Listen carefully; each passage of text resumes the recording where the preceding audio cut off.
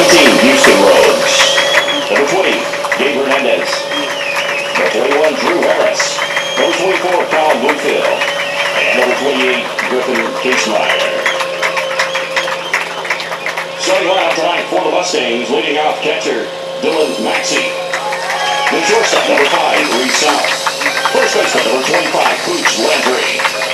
Designated hitter, Dane Perry. Center fielder, Ty Bradley. Second baseman, number 7, Colin Goolsby. The third baseman, number 10, Aiden Piercy. Center fielder, number 26, Tatum Black. Left fielder, number 13, Kyle Lockhart. And the starting pitcher tonight for the Mustangs, Easton Tulis. Assistant coaches for the Mustangs, Travis Moore, Ben Hollier, Brian Davis, and Brandon Jackson. And the head coach for the Mustangs is Corey Benavides. At this time, we ask that you all please rise as we honor America with the playing of our national anthem.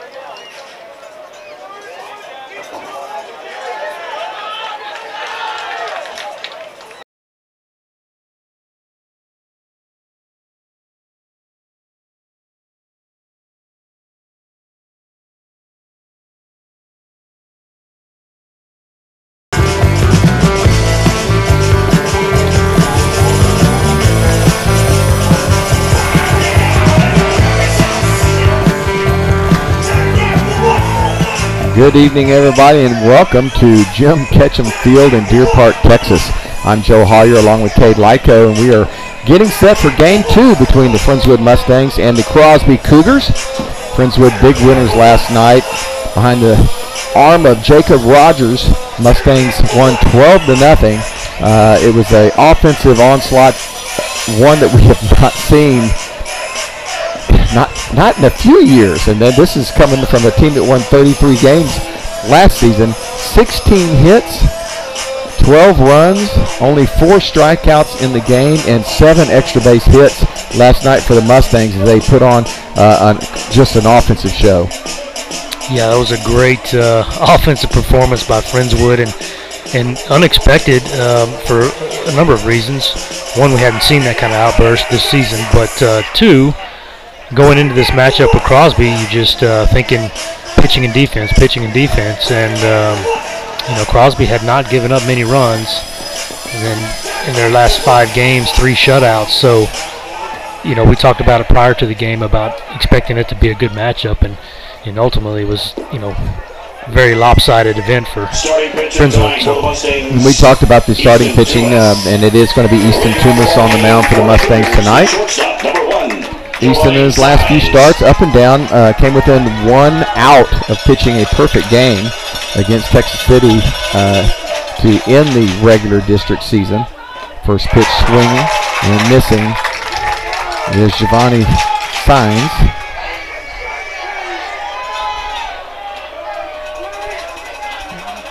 And then Toomas with a couple of other starts that were suspect. It just wasn't the Easton Toomas. And then he came back and showed good velocity again. So I guarantee you the Rogers we saw last night was the Rogers from last year. And so far tonight, Toomas looking good, ahead in the count 1-2.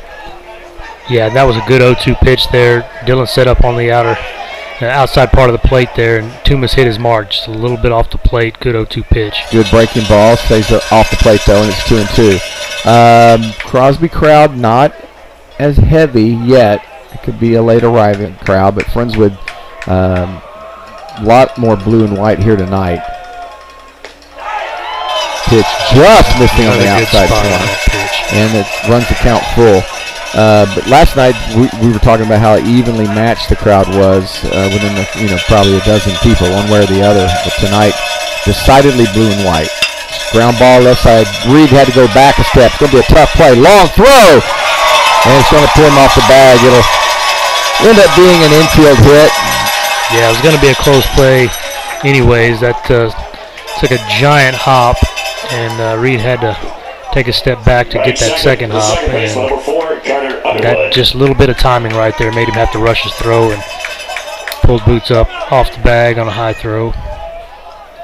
But yeah, you mentioned the crowds. We got a huge student section showing up at Friendswood side, so I guess Friday night helps that cause.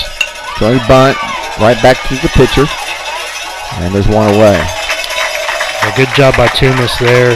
Didn't rush to the ball. Didn't let the game speed up on him. Let it take that second bounce. Made sure he fielded his position, and good strong throw to first.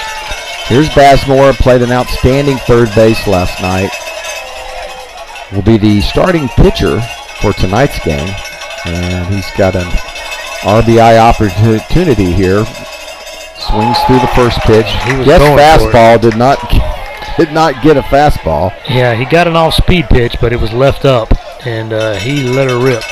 Wind is blowing out again tonight. I mean, it is whipping.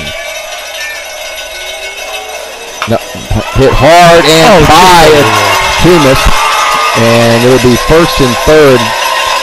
The runner had to hold up to see if Piercy was going to come up with it. Just about 3 inches over the top of Piercy's glove there. He made a valiant effort to go up and get that, but didn't quite have the ups.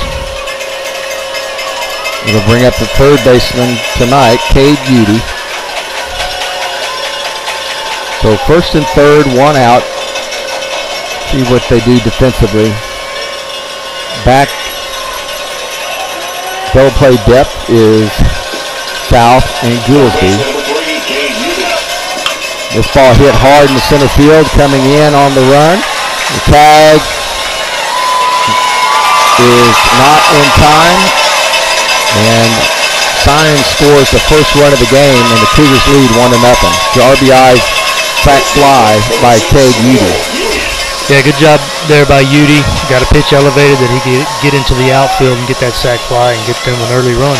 So something they were unable to do last night, and here in the top of the first, they put one on the board. Runner at first was not able to move up. Swinging a curveball and missing is brother Will Udy. And folks, you can hear that construction in the background, and I apologize for that, but Deer Park is under some major construction here at the ballpark. New fields going in all around. They've got some fresh concrete on the ground over there, and there's a concrete saw cut and control joints, and it's humming into our microphone. 1 ball, 1 strike. This pitch off the plate, and it's 2-1. Good movement on the pitch.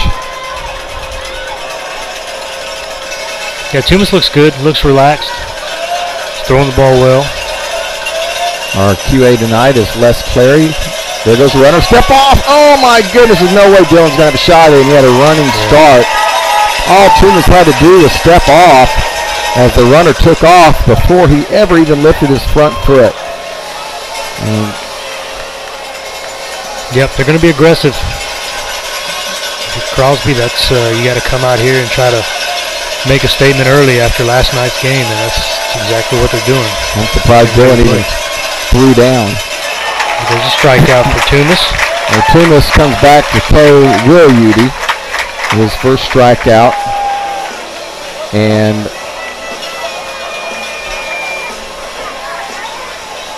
Crosby scores their first run of the series. Again, it's a sac fly RBI by the starting pitcher tonight, Sean Bazemore. Man, I feel like I'm in a construction zone. Yeah, that hum is a little irritating, but hopefully you can hear through it. But Crosby doing what they needed to do there. I'm sure if their coaches are happy about that. They came out swinging, put the balls in play, manufactured a run there, and they needed that as a team for their psyche. Aunt Tina's on. Good to hear from you, Aunt Tina. Hello again, Aunt Tina. Can always count on Aunt Tina to tune in. She's usually pretty consistent. Every now and then, she's got a dinner date thing that life, and being the popular socialite that she is in Arizona, almost a public figure, if you will.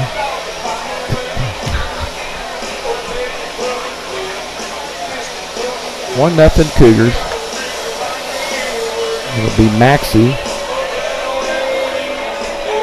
The lineup has not changed much at all, folks. Maxey, South, and Boots for the Mustangs. Dylan only went 4 for 4 last night with an intentional walk, which jumped his playoff average to a even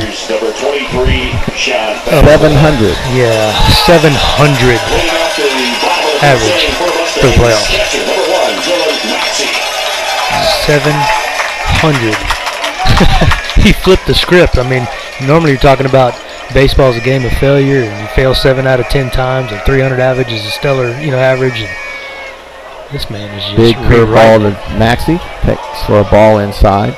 Larry Johns, the catcher for Crosby, and Maxey share some pleasantries. It's kind of good sportsmanship. That's a good fastball on the outside corner, and it's 1-1. Yeah, good pitcher's pitch. Good take by Dylan there. Ahead in the count 1-0.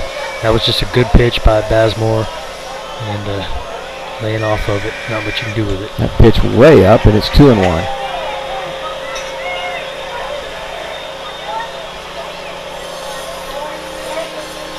Two more pitches, and Dylan will have seen more in this at-bat than he saw all of last night. Swings through that breaking pitch, and it's 2-2. Started to hold up, and then changed his mind. Yeah, kind of tied him up there. He saw it hanging up, but it was up, but it was in and up. It's a tough one to handle. 2-2 to Maxey. And that gets a piece of him. So hit him on the hit by pitch. Good pitch to get hit by. Last night we saw that happen to Perry, and we called him back. Said he leaned into it, and ended up being called a strike. Dylan did not lean. He did not move at all. Just stood there and took it. Brings up South. South put down a sac bunt last night. Had 2 hits. He was 2 for 4. Dylan's staying out there. Dylan can run. Pops it straight up, and it's the little things, man. South unable to get that pitch bunt down. Now they'll probably run Dylan here. First baseman, number 25, Boots Landry. This is an area where Friendswood has struggled. Putting down the sacrifice bunt. Crosby able to get theirs down, and thus they have the 1-run lead. Let's see if they try to throw over and get Dylan here. Brings up Boots Landry. Landry 2 for 4 last night. Takes the pitch up for ball 1. I know hindsight is 20/20 there, but for me, in that situation, you're coming off a huge inning in your last at bat and last game, putting up big numbers. Hit hard to left center field, long run for the center fielder. He is going to get to it. That's the first nice play the outfield has made in this series. And he took extra bases away from Boots Landry. A real nice catch out there in center field. Yeah, that ball driven to the warning track there in left center, and the center fielder ran a long way and made a good running catch on that. But James Lundergren robbing Boots. Boots got robbed of a hit last night as well. 2 outs.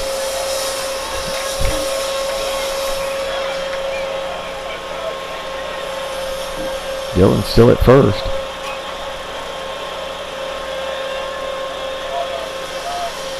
Some kind of conversation. I think he's going to ask if he went past second base and then returned hitting second base. He was standing on second when the ball was caught. Yeah. So he retreated as soon as the ball was caught. So if you hit the second base and go beyond the bag, you have to go back and touch it on your way back. Sure. But you're right, Dylan was standing on the bag when he came back. Yep. They're going to ask. Yeah. Really not necessary. So what's going on now is all 4 officials are coming together.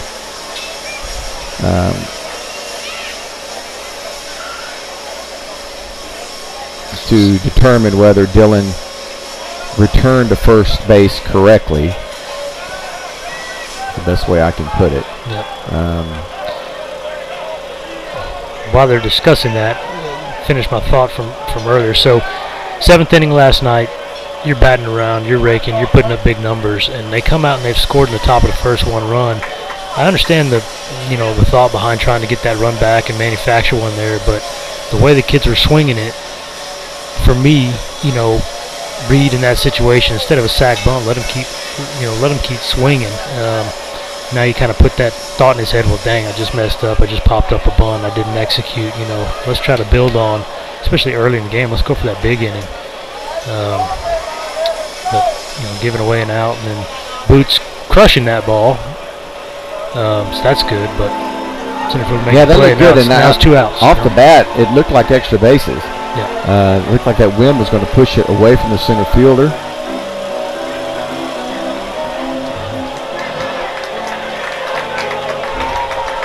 So I'm not now sure a decision has been made. Yeah, I don't know why this is taking so long. It wasn't. There's really no controversy here. I mean, Dylan was off and running on the hit. Looked like it was going to get down. He was on the bag at second when the ball was caught. So.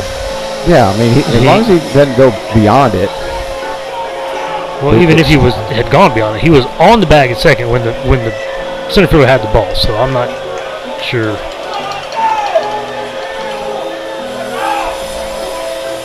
Wiggins continues to discuss it, which puts his pitcher in a little bit of jeopardy. Just not a smart move on his part. He's got some momentum here. So Dylan is safe, and we will continue on with the game. Brings up the freshman DH, Dane Terry. Terry, the only Mustang not to register a hit last night. Yeah, had a little bit of an off night for him.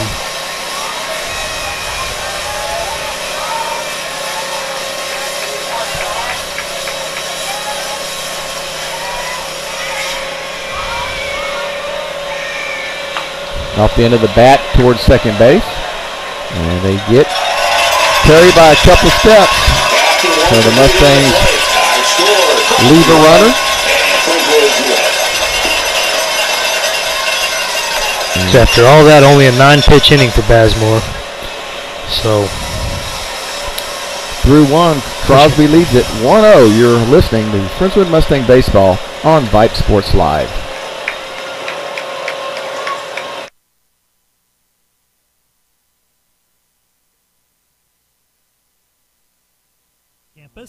Vype Campus brings our popular citywide media days right to your doorstep. As a Vype Campus client, we will work with you to help you take advantage of our unique campus model to build a unique experience for your school. From media day photo shoots of all your athletes to game day coverage, broadcasts and live streams, video and digital content, hype videos, the Vype U program, same-day graphics, and of course your very own campus magazine, Vype Campus is truly whatever you want it to be. Email info@vypemedia.com to find out how to join Vype Campus today. Hey high schoolers, are you interested in a career in sports media? Vype can help. Launched in 2017, our Vype U Ambassador Program is a one-of-a-kind educational scholarship program that offers high school students a chance to gain hands-on experience in the sports media field. Vype U also gives students a platform to build their portfolio of creative work under the guidance of Vype's seasoned professionals. From covering games to publishing photos, writing articles, and conducting on-camera interviews, each Vype U ambassador receives an immersive experience geared toward their interests, while promoting their own school and preparing them for their future. Email info@vypemedia.com to find out more about Vype U today. Larry Johns, the catcher, will lead it off for Crosby. I'm going to turn the net sound down a little bit with all that construction going on. It's been just brutal. Toombs' first offering to Johns is up.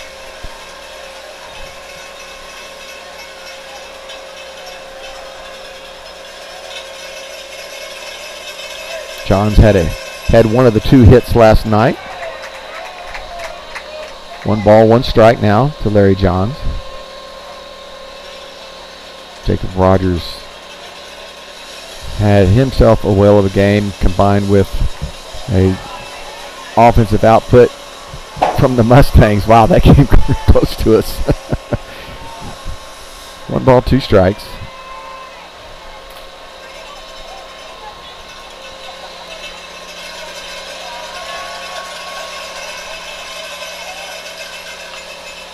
Low roller, foul.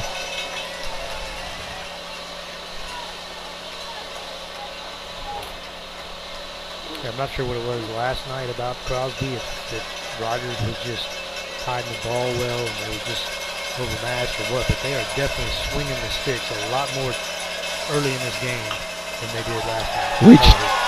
Reached down for that one. Good job of hitting by Larry Johns. He's fired up as he rounds first base as he drops it into left field for a leadoff single.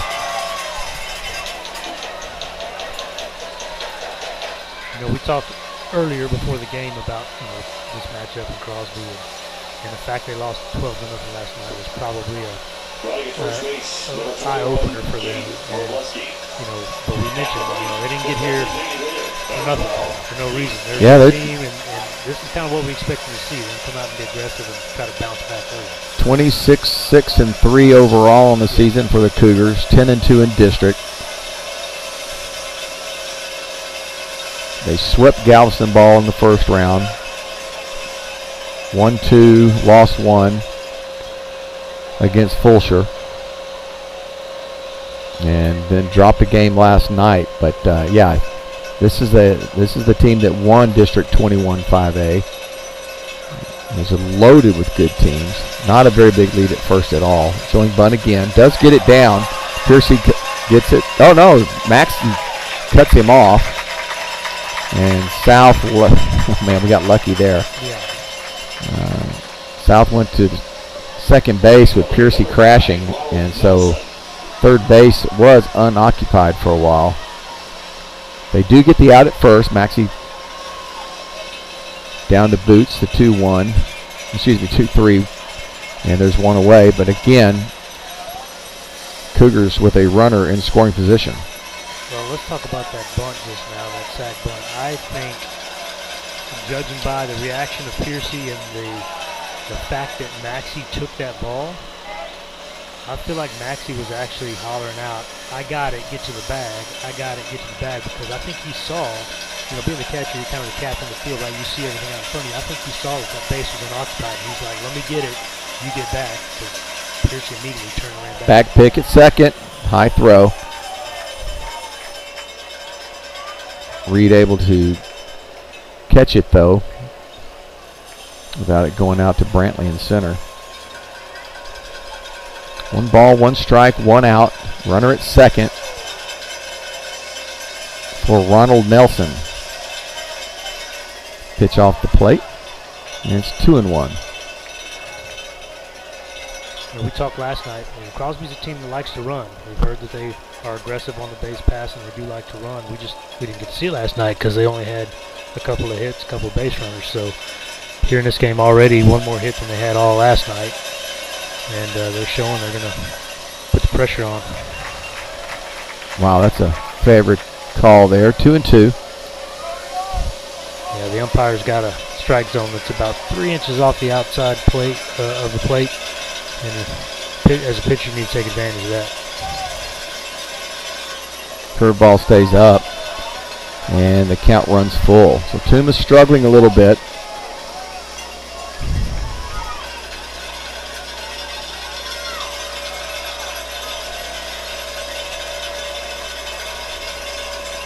Don't want to give in here. Got a base open, and he doesn't.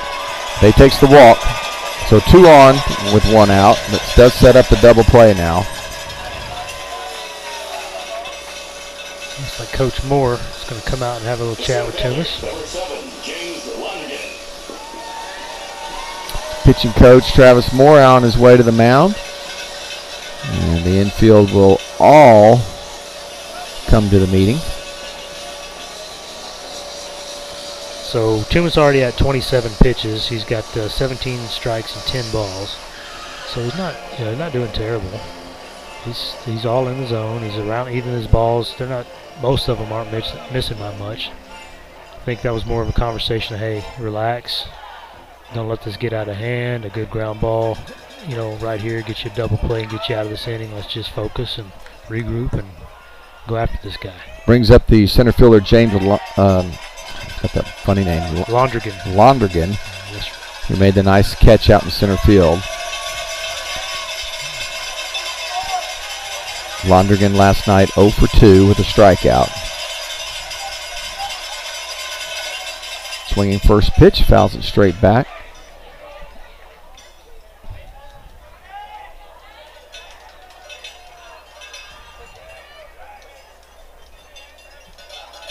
Three hits, 1 run for the Cougars. No runs, no hits for the Mustangs.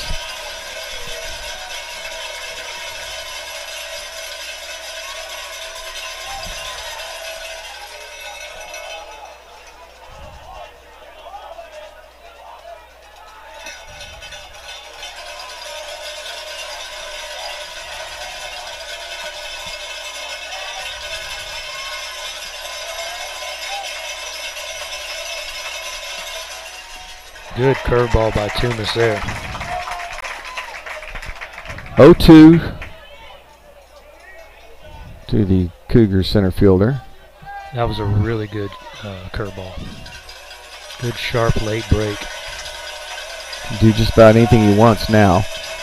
Way ahead in the count. Bounces 1. Maxey able to catch it though. 1 ball, 2 strikes.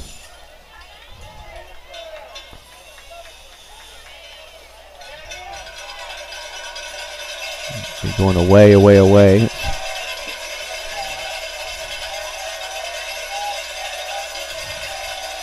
Another breaking pitch. That's a good one. There's 2 down. And that's a well-pitched at-bat by Toombs there. So he saw what he had in the curveball swing. He showed him a fastball, but that's exactly what it was. It was just a show-me fastball, low and away. He went right back to that curveball and got the same result, swinging over the top, missing by a foot. Giovanni Saenz, who got the infield single when he chopped one to Reed back in the first inning and eventually came around to score the game's only run. Another back pick at second. This is going to be Coleman going to get him. Yes, they did. Come on, Reed. Reed South with the tag. Dylan Maxey with the laser. And this is something teams have talked about. And that threat is dead, folks. The back pick, the 2-6, nails Larry Johns. Larry, the catcher of all people, should know. Absolutely, but there's your team leader again.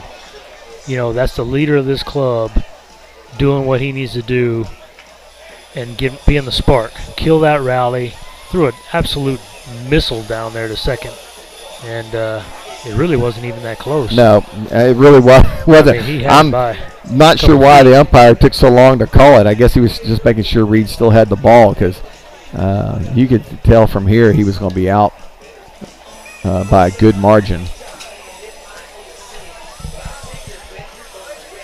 1-0 Brenham over College Station in the top of the second, thanks to our Brenham scouts next to us in the next booth. Brenham ended up winning last night's game 10-1. The game was 1-1 into the last inning, and then Brenham exploded. Ended up winning that game 10-1. Kate actually texted me late last night with the score. Like, what? Did somebody have the score wrong? No, they just had a one big inning late in the game. But so Brenham, with a win tonight, would move on to the next round, the semifinal regional. Here's Brantley. Good patience there, taking that pitch. Tied 2 for 3 last night.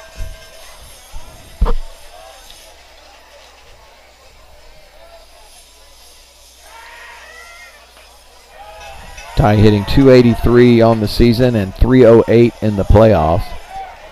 And he's ahead in the count here, 2-0.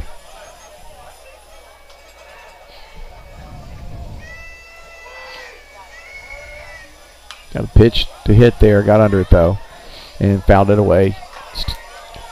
Love the approach though. 2-0 pitch, looking fastball, got one. I mean, put a good hack, good rip at it there. Just missed it, fouled it off, but that's the right approach.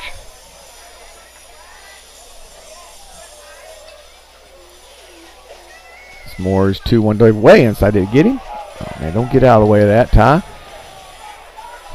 Just misses him. 3-1.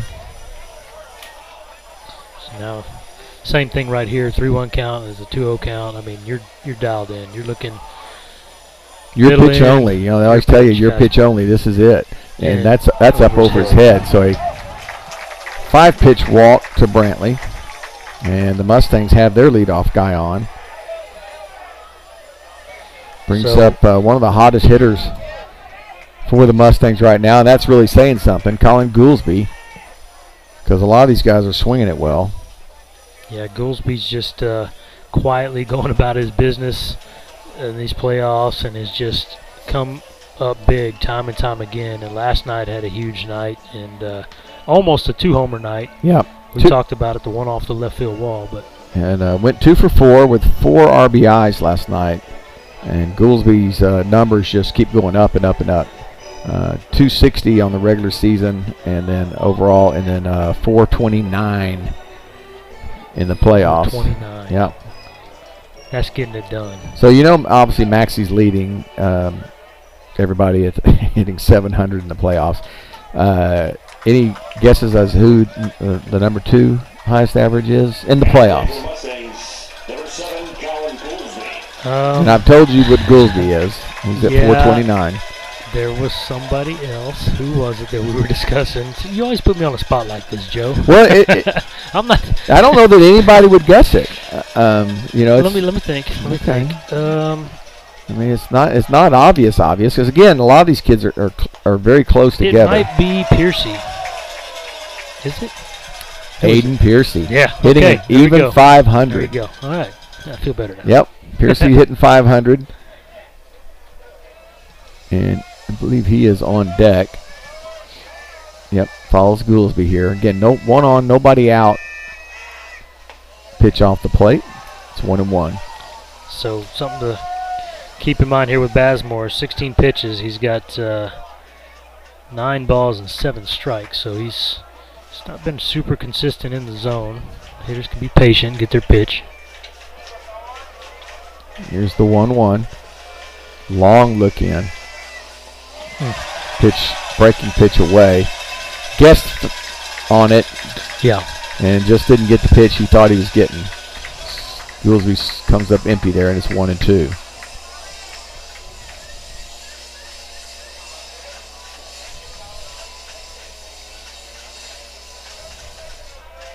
Good speed at first base. Just got a piece of it. Stay alive. Another good healthy cut there by Goolsby. That one was a little shorter and quicker though. 2-strike swing. I like to see him get a little more compact, a little more barrel control with 2 strikes. That's good. We've yet to see a pass ball from either of these catchers in this series. Lots of room to run if a ball does get by. The 1-2.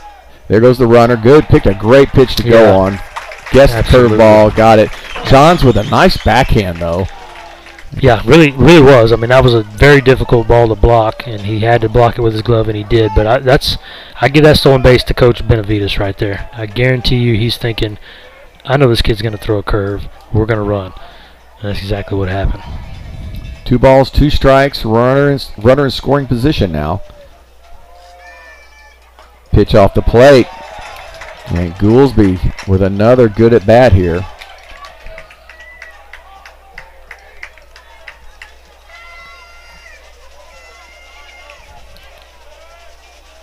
Bazemore has an open base now. Doesn't have to give anything fine. He popped it up. Right center field, not very deep, and the right fielder makes the catch. Yeah, good throw by the right fielder.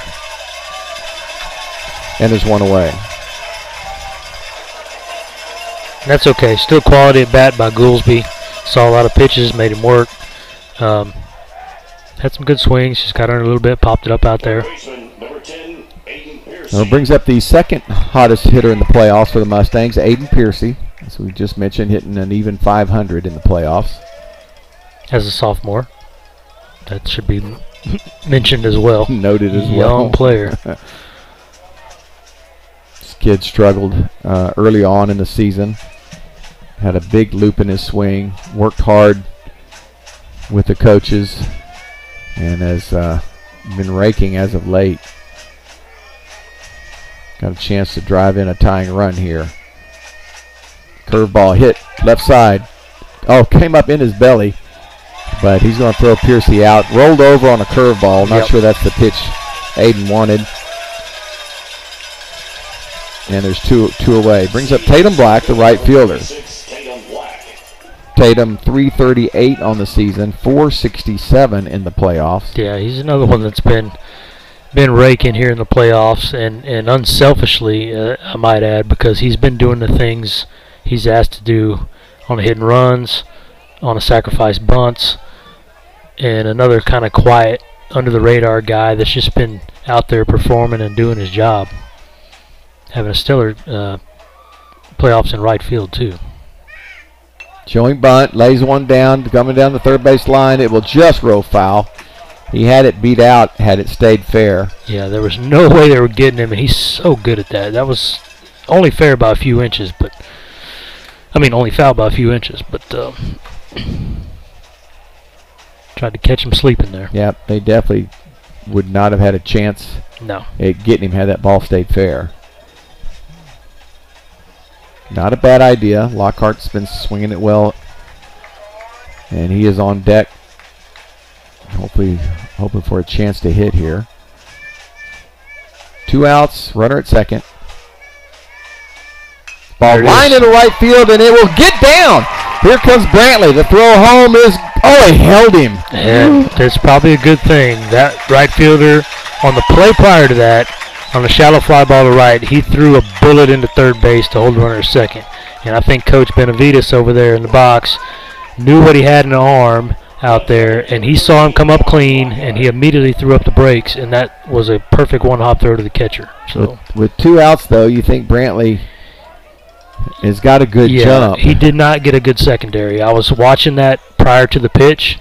They were kind of keeping him close there at second base, and when the pitcher committed to go home, he did not get a good secondary lead. It's the first hit of the game for the Mustangs, despite a little bit of traffic on the bases. It is the Mustangs' first hit. So Mustangs now with first and third and 2 outs for Kyle Lockhart. Lockhart 319 on the season overall and 357 in the playoffs.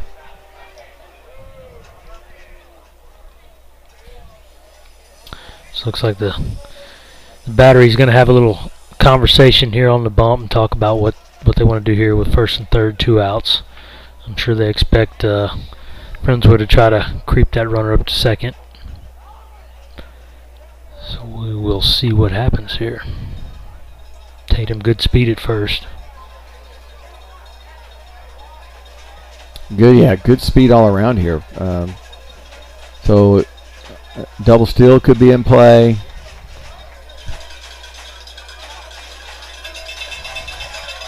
Tatum could go and stop halfway, see if he can draw a throw. I think he'll wait and see what Lockhart does in the count.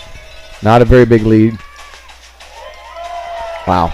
Oh. Called a ball. You can see the disappointment from Bazemore. Well, I'm baffled because it looked good from here. But again, we're at a little bit of a different angle than we are normally. Yeah, but right down the middle still looks like right down the middle. That's probably what he said. Say, hey, Maxie's on deck. We got to go after this guy. So, yeah. Here we go. First pitch fastball. Should get another one here. He does. Tries to hold up. Did he? He did, and no call. So 2-0 now. Now they find ass. Ooh, man, that was close. Wow. This very easily could be an 0-2 count, and it is a 2-0 count. So very fortunate for Lockhart here. Needs to capitalize on this. He should be sitting dead red right here. Locked and loaded, green, and then green if it's there. Chopper. Tough play. Second baseman's going to catch it. Come in, though, and take the hop out, which was the play to make, and tag the bag at second to end the inning. So Mustangs threaten, but come up empty. And ground out 4 unassisted for out number 3. And unfortunately, Maxie will lead off with nobody on base in the next inning. Yeah, he's bummed, but it's important here for Friendswood to, realize it's still just a 1-0 game. They're the home team. You can't win with 0 runs, and you rarely win with 1 run. So just stay the course and just keep doing what you're doing. You're listening to Friendswood Mustang Baseball on Vype Sports Live.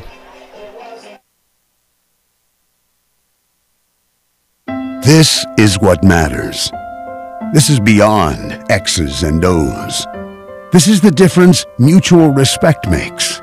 This is what character looks like. This is what defines us in Texas. This is sportsmanship.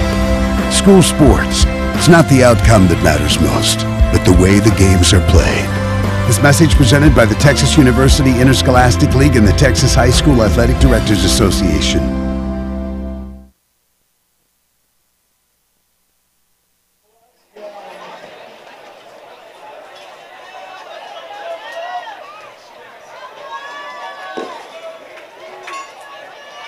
Leading out the third inning for the Cougars, the shortstop, number 1, Giovanni Signs.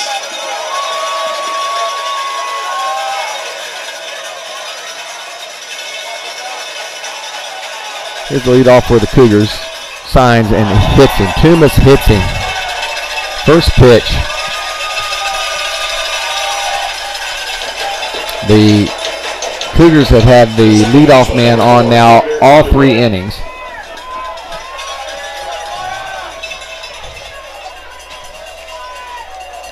Yeah, and Signs has reached both times, and last time in the first, they immediately sack bunted him over. So I kind of expect more of the same here. I'm sure Friendswood expects it as well. Carter Underwood. There it is, but he missed it. Ooh! Good throw, might have had him. Dylan back picked it first, but the throw sailed on him a little bit. So, hold on a minute. The umpire called that a ball, and he totally went for that pitch. Yeah. So, okay. So, first base umpire is not paying attention because he tried to bunt that ball, and they called it a ball. No questions asked. I know y'all can't see it. We don't have the video, but he went after the pitch. So, 1-0 count, but, man. Does get this one down. That pitch was at him, by the way. Yeah. Had he turned his back, it probably would have hit him in the back, but he gets the job done. Tough pitch to bunt. So yeah, that was Carter Underwood with 2 sacrifices tonight. That was bunting out of self-defense right there. That ball was running in hard, and he was either bunted or get hit by it. So once again, a runner at second base for Bassmore. Takes a strike.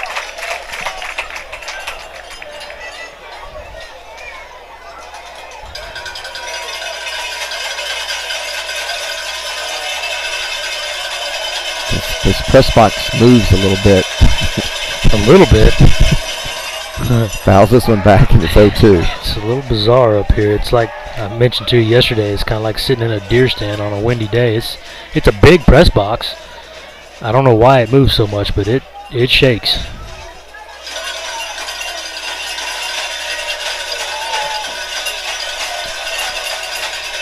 The 0-2 to Bassmore. Swing and a miss. Now another back pick. This one does sail into center field. And the runner is going to slide safely into third. So, oh no, there's interference on the batter. It's going to be called out. That was very Dylan Maxey-like, and they call interference on the batter. And so it is a strikeout, throw out. Uh-oh, now we got some words going. Players. Boots. Players are getting in each other's faces. Coach is doing a good job of settling them down here. These boys get a little hyped up, a little fired up. There comes, but they're still yelling. And now the coaches are getting after it. So Corey doing a good job there, standing up for his team as well. Both coaches standing up for their team, but interesting call there, but basically... Oh, hold on. Somebody may be getting tossed here. I think he's telling them, no more. Warning for you, no more. So... we'll keep it here. And now Where's Bam going? Bam, you're the smallest guy out there. That don't mean nothing. Bam's fierce. But anyway, with all the commotion going on, the play kind of got lost. So what basically happened, for those listening, swung through strike 3, and instead of holding his own in the batter's box, Dylan came up to back pick, and when he was throwing, the batter stepped out of the batter's box across the plate, impeding his throw. Once he left the box and got in his way, that's where the interference call was made. It was made immediately by the home plate umpire, so he definitely saw it. It wasn't like a gimme or nothing like that. I mean, it was a legit interference call. The right call. It's just frustrating for Crosby. So tempers got a little heated. Coach is still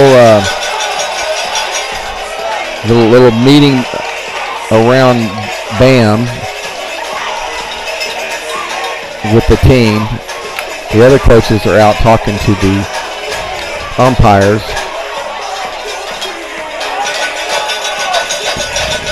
Explaining their version. So umpires are still discussing what going on here. I guess they're writing down names just to make sure they have all the players. Now they're talking to head coach Wiggins. Again, Chris Wiggins, an old veteran, 17 years of coaching. All 4 umpires have come over to talk to him.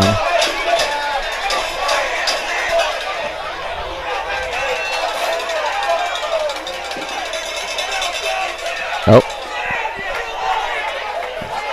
There's still some jawing going on. If we could please get the Deer Park boys So, into the stands, please. Thank you. Please get the what? The Deer Park. Did they say the Deer Park PD to the stands? Is that what they said? That's what they said. Yeah, there he comes. Hey, he's got a mustache, Joe. Oh, nice. Yeah, it looks like a little Chips action right here. From we got parents getting into it. I hate to ask this, but don't know where Dawn is? That's not her. No, Dawn's not involved. He's actually pointing to some of the Friendswood folks here. Yeah, I'm not sure. And somebody did get tossed. There's a lot going on here, folks. It's hard to see and to make sense of it at the moment. I'm not entirely sure what's happening. So Deer Park officials are talking it over.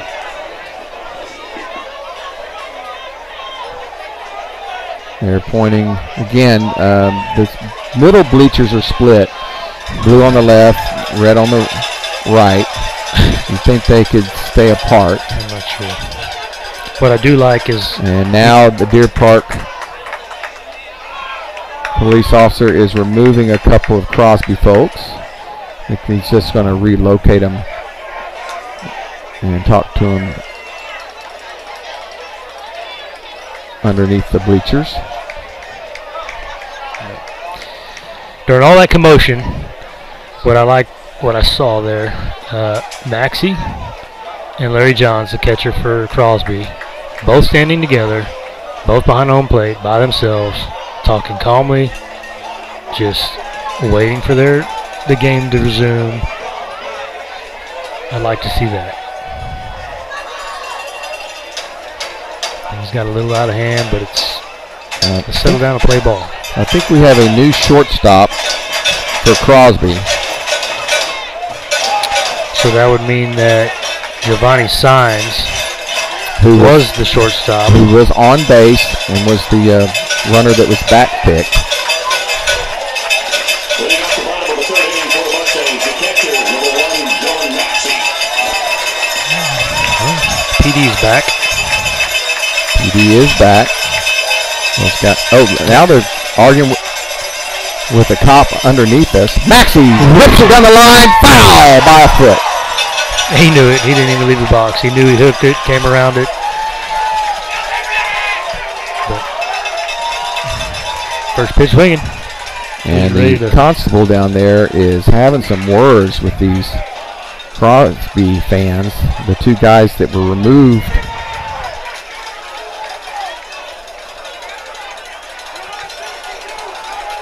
Oh, 1 to Dylan.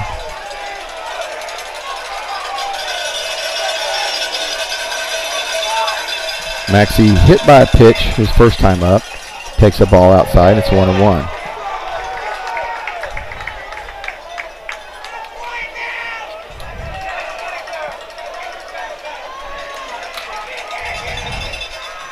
Maxey hits one high and out of play down the left field line. It's 1 ball, 2 strikes.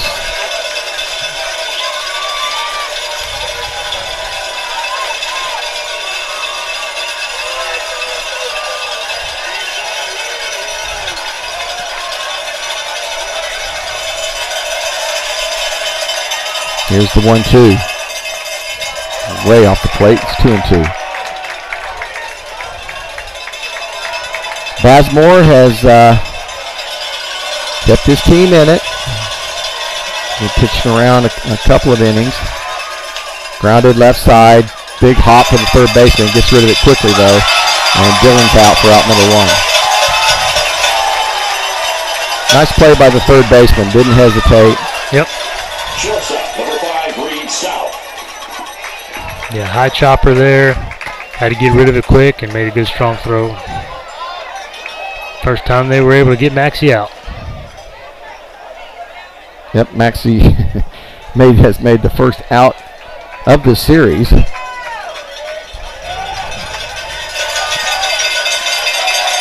Here's South. Popped out his first time up to the catcher.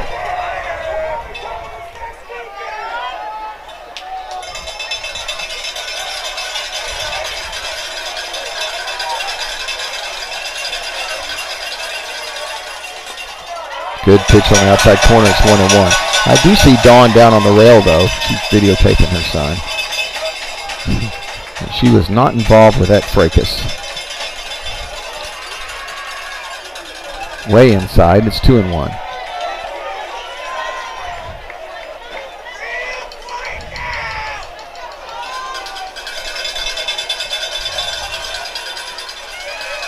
Two-1 to South. Nobody on, 1 out. here in the bottom of the third.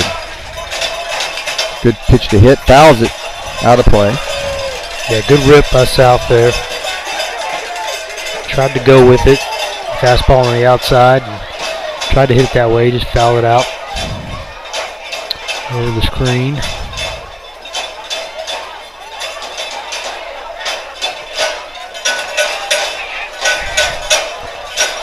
The 2-2.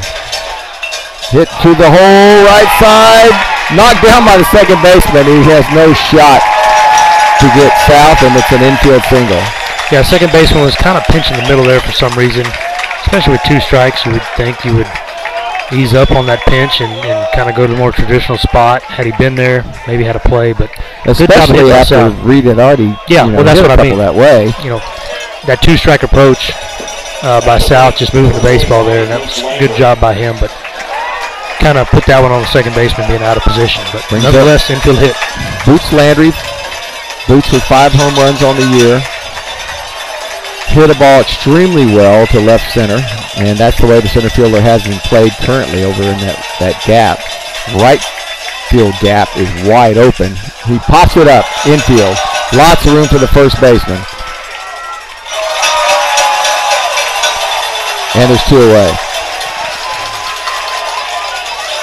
And the third baseman had words for Boots after that pop up. Still some chirping going on. Designated hitter, number 6, Dane Perry. There's Perry. Grounded out to second. Perry needs to get it going here. Having a rough series so far. Needs to find that swing. One of these Friendswood hitters is going to hit a tank. It's coming. I promise you. The adrenaline's flowing. Good pitch on the outside corner. Good take by Perry. It's not a hittable pitch. It's a consistent zone.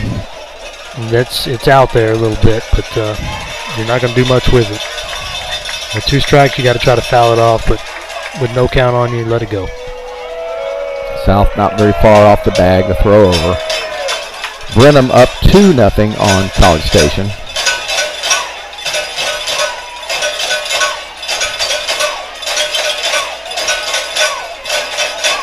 South moving out there. That pitch up and in on Dane. 1 ball, 1 strike. On deck is Brantley.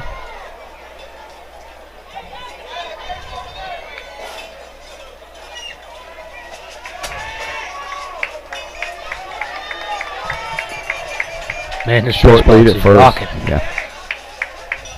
There goes the runner. Inside pitch, high throw, and South's going to get under it. Oh my God! What are you talking about? I don't know what's going on here. I do not know what is going on here, folks. There wasn't. I don't even think he ever tagged him, honestly. But had he even tagged him, it wasn't even a question that he was safe. I mean, this is, man, that's frustrating. Wow. Frustrating. So Reed is called out at second. Caught stealing to the third out. Just ridiculous call. Absolutely absurd. I mean, the guy went up to catch the ball. I don't know what's going on right now. It's not a forced play. That's one of the worst calls you'll ever see at any level. I don't know what just happened. I'm not sure. Wow, it ends the third inning. We'll head to the top of the fourth with the Cougars clinging to a 1-run lead. You're listening to Friendswood Mustang Baseball on Vype Sports Live.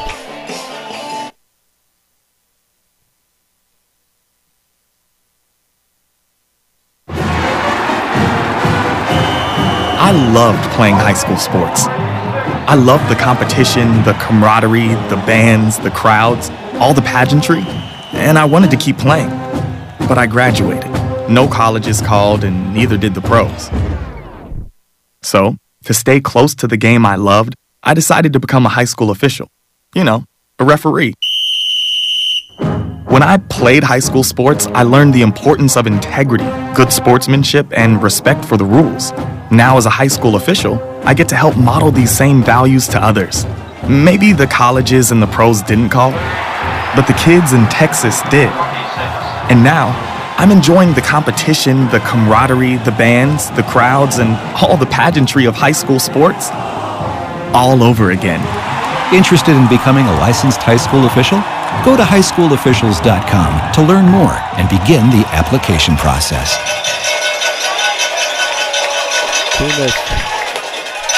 Wow, almost hit leadoff batter again.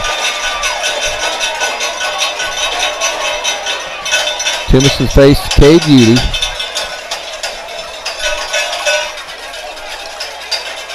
This ball hit high into left field. Lots of room out there for Lockhart. And he'll make the catch.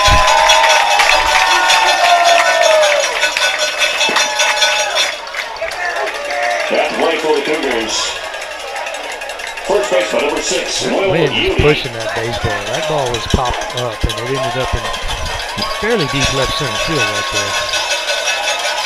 You can see everybody's shirts in the stands ripping and the crowds ripping out there. Pitch way high. A lot of cowbells being rung out there. The officers are still talking to people down there. Like, let's let it go, folks. Let it go.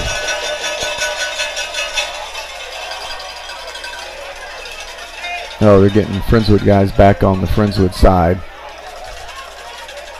They're just, those boys are just talking to some of the girls. girls. They're not even, they're just Flirting. I guess, I don't know what else. Meanwhile, 3-0 count to the batter. Sorry, folks. We'll get back on baseball.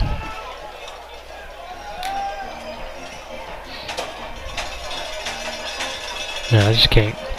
I need to get over it. I just can't get over that call on that steal. I'm not sure I understand. Reed stood on the base for a good couple of minutes. He was just staring at the umpire. Like, in what world was I out?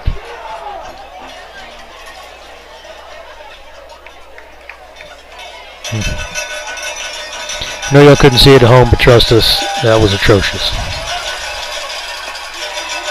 Strike call. A low strike call.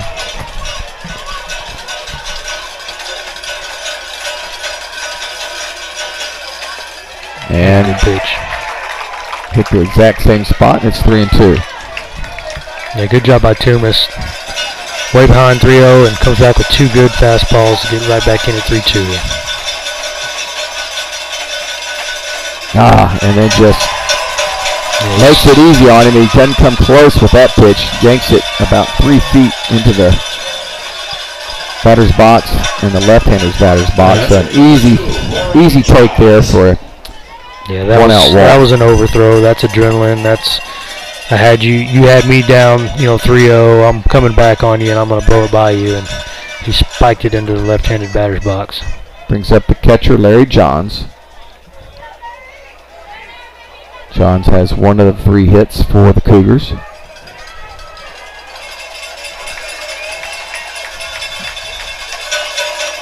Fouls this one back. Again, thanks to our QA, Les Clary. Had to fight a bit of traffic to get to the studio so we could monitor the game. We know that very well here in Houston. Throw over. That pickoff attempt was closer than the steal. And it wasn't close. That's man alive. All right, let it go. Flush it out. Okay. 0-1. Hit to the shortstop. Double play ball. Reed to nice. Over to Goolsby. Completes the double play. There you go. That's what you do right there, Reed. 6-4-3. That's why you're out there playing, and I'm up here. I couldn't let it go. You let it go. You made a good play. Goolsby cleaned it up right there like he always does. Turning 2. Right on. Good job, fellas. So the walk goes for naught. We'll head to the bottom of the 4th. The Cougars clinging to the 1-run lead. And you expect the Mustangs offense to do something pretty soon. They're pretty good in the 4th, 5th, and 6th innings. Let's see what comes up. You're listening to Friendswood Mustang Baseball on Vype Sports Live.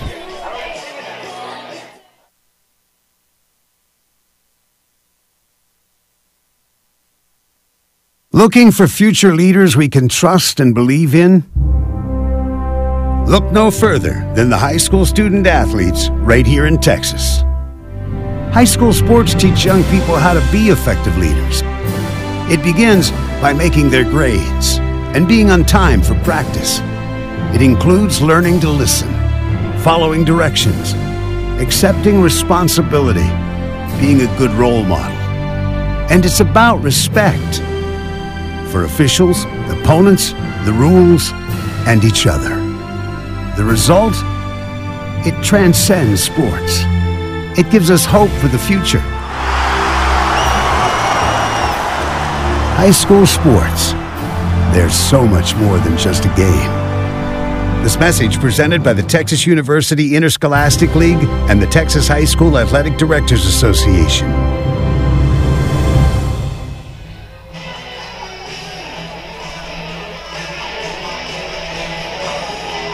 Yeah, it's a shame that we are unable to do video for the broadcast here, because then you would be sharing in our misery. It's pretty easy to see some of these plays.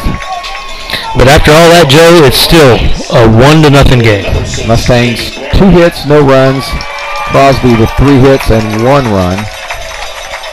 And it's going to be Dane Perry to lead it off for the Mustangs here in the bottom of the 4th. He takes a first pitch strike from Bazemore.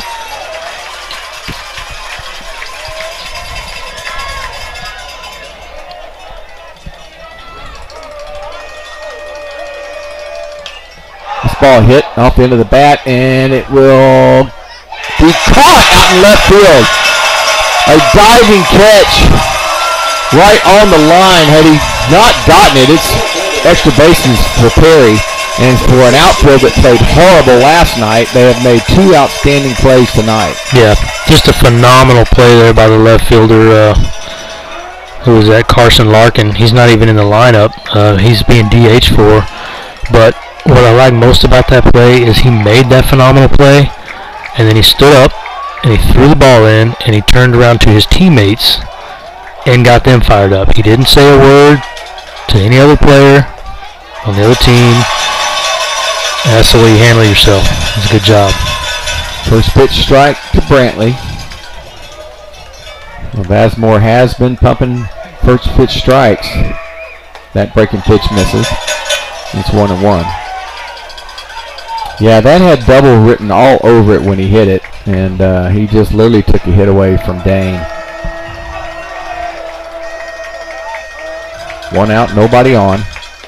And that's low and outside, 2-1. That ball was going to land maybe a foot fair, and he dove at the last possible moment and caught that ball maybe just inches before it hit the ground on a full sprint dive. It was a great play. The 2-1 to Brantley. That's off. 3-1. Pitch count for Bazemore. So Bazemore, next pitch will be number 48. And he's been about 50-50. I mean, I haven't tallied up his total numbers yet, but it's about 50% strikes balls. And that one is way outside.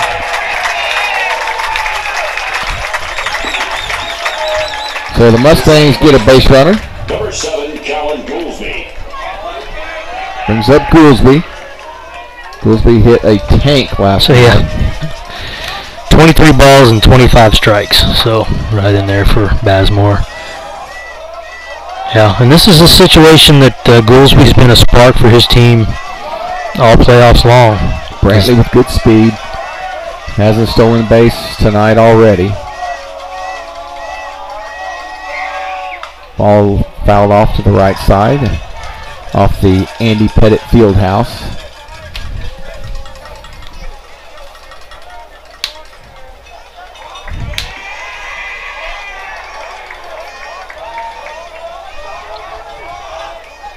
Guy almost scared to try and steal a base.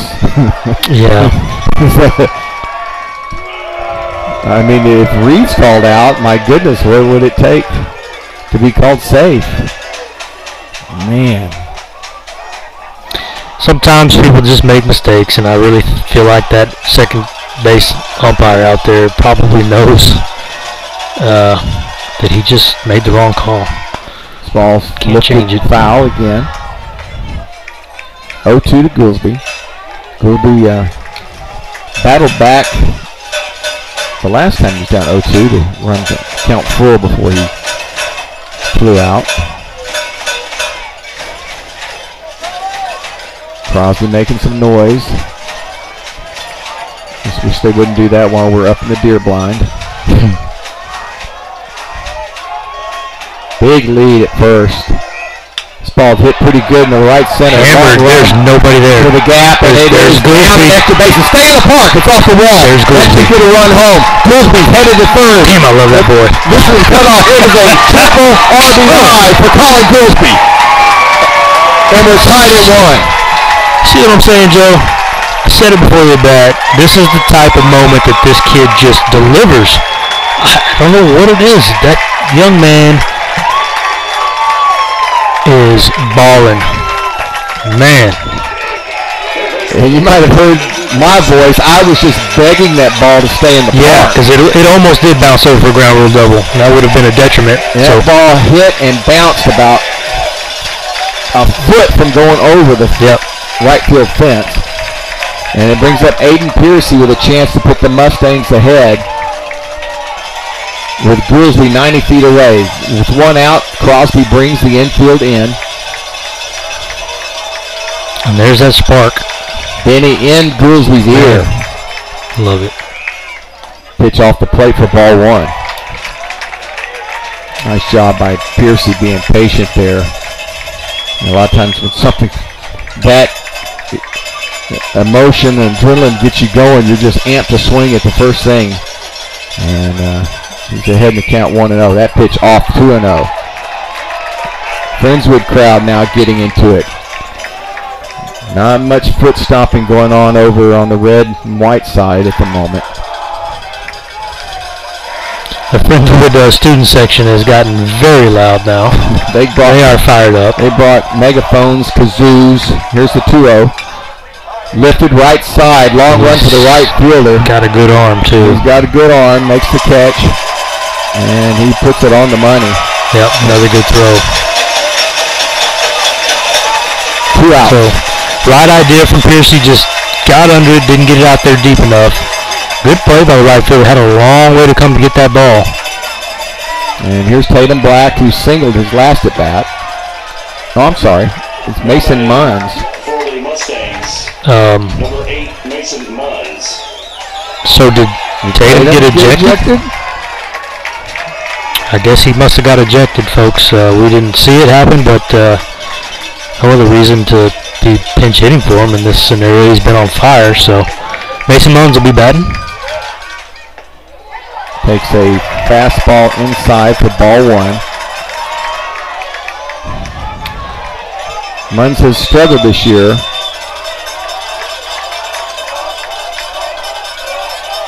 Was one of the guys fighting for a starting spot to start the season. That pitch is called a strike, and it's 1-1. Yeah, good take, though. 1-0 count. That ball's up and away. Probably was a strike at the top of the zone on the outer corner, but tough pitch to handle with 2 outs. No reason to go after it right then. Mason asks for time and gets it. And like I say, he has played outstanding defense, Mason has, when he's been in there. Just been struggling at the plate this season. He's dangerously close to the front of that batter's box, though, if he has any stride at all. That pitch off the plate, and it's 2-1. He saw Goolsby come down the line, which is awesome. I love base runners who make the pitcher think about other things other than just pitching. Sure. So Goolsby doing his part there at third. They're going to throw over. Yeah.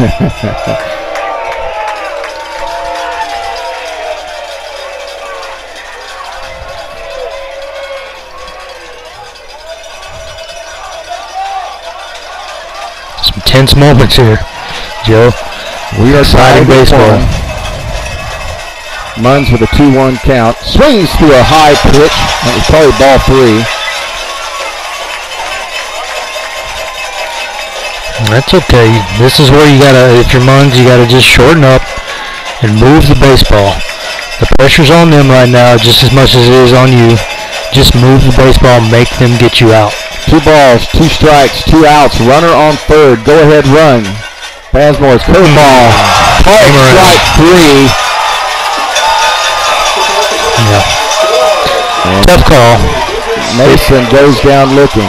I think it did come around kind of that backdoor curve there, but that's tough. But it's a new ball game, Joe. We head to the top of the 5th, 1-1. You're watching and listening to Friendswood Mustang Baseball on Vype Sports Live.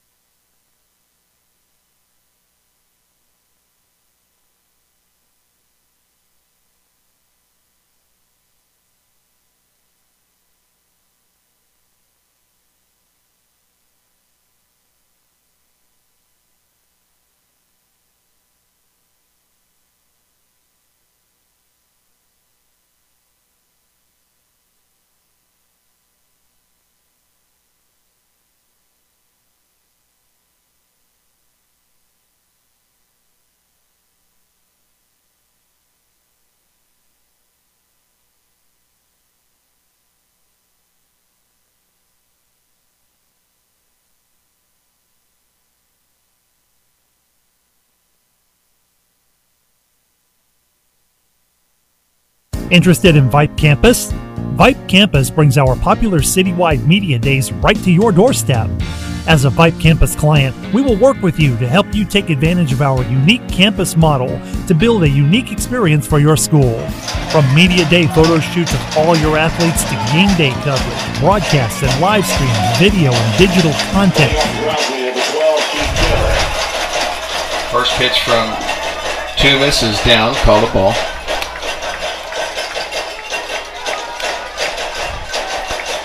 So a RBI triple from Goolsby gets the Mustangs on the board. Ball fouled away. It's 1-1. So that was pitch number 50 for Tumis. Here's Keith Kennemer, the DH. Had to sacrifice his first time up. Fouls this one straight back. It's 1-2. Yeah, you got to go off speed here. He was right on that fastball, fouled it straight back, had a good cut at the previous one. Don't go to that well too many times. Go with your off speed, even if it's off the plate, and then go back to the fastball if that's what you want. But 1-2. High fastball. That's dangerous.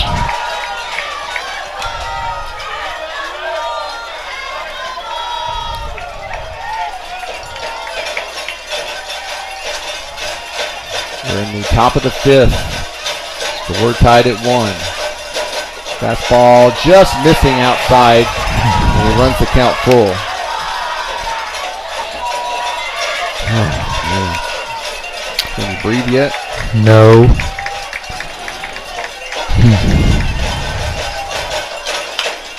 Pitch right side. Goolsby ranges far. What a play by Colin Goolsby. You see how smooth that was? That was not easy. That was not easy. Deep in the hole between first and second, and he just made it look routine. 1 away, man. Here in the 5th, and it'll bring up Ronald Nelson, who walked his only at bat tonight.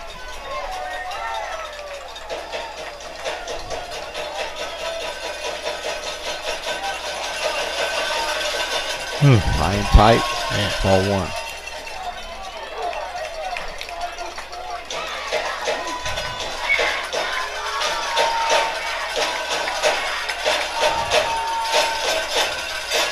Swinging and missing. 1 ball, 1 strike.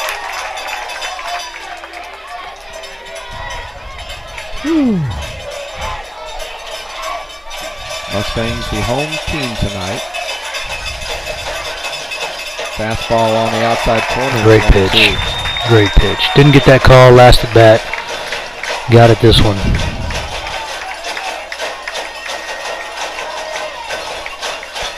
Sticking with the fastball here. I'd like to see an off-speed. This one's down. It's 2-2. Hits are even. Runs are even.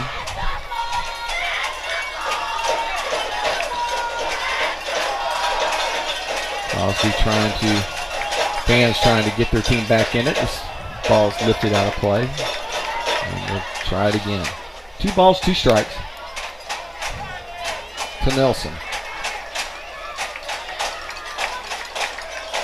So far, 11 pitches in the inning. I think they've all been fastballs.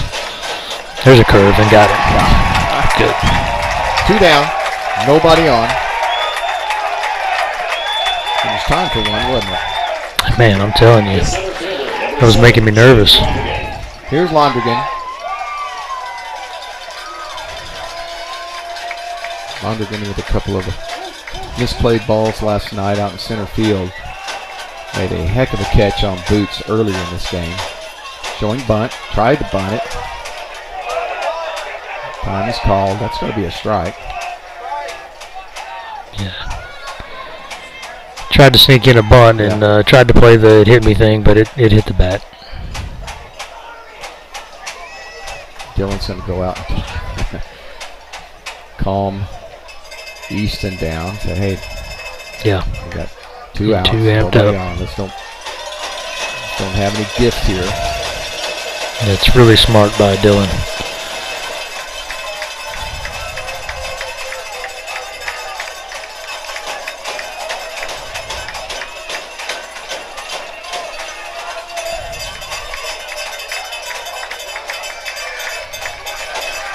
It'll be Lockhart, Maxey, and South in the bottom half of the inning. Another strike. 2.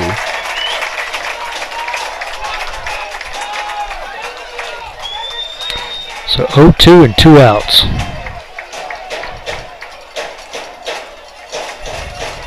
This is 0-2 offering. Swing and a miss. There you go. And there you go. The players out of the dugout and high-fiving Easton Toomas, who has he's shown up. A well of a game here tonight. Back-to-back strikeouts in the inning. And the Mustangs got some momentum. They need a run. So he's at 42 strikes and 23 balls. I'm sorry, 40 strikes and 23 balls. 63 pitches. We'll keep it here.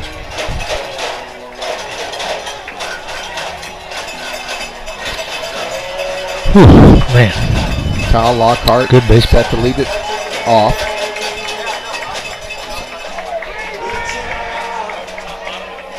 Has a little Neil Diamond action going again. It's that 5th inning stretch you get.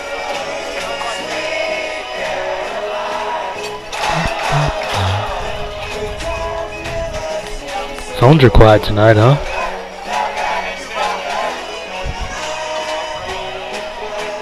(3-2) College Station. What inning? It was the 4th. 4th inning. So College Station showing some fight, trying to extend their playoff series with Brenham.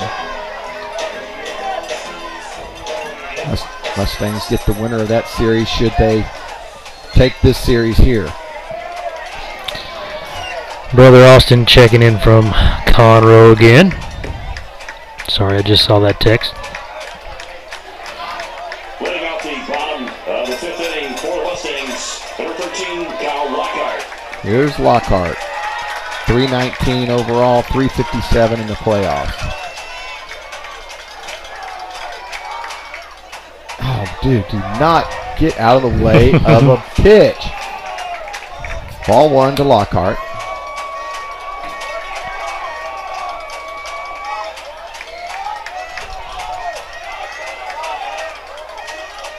That pitch, called a strike on the outside corner. It's 1-1. Yeah, it was tough there. And when you're in a 1-run game, And you're the leadoff guy, and they throw inside, you let that hit you. Got out of the way of that one. It's 2-1.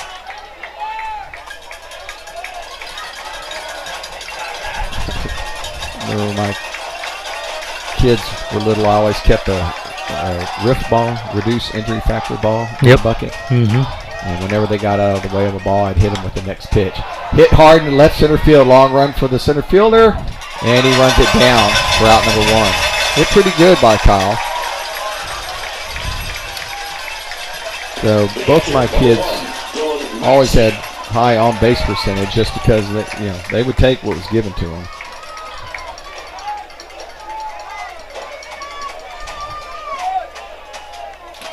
Brings up Maxey.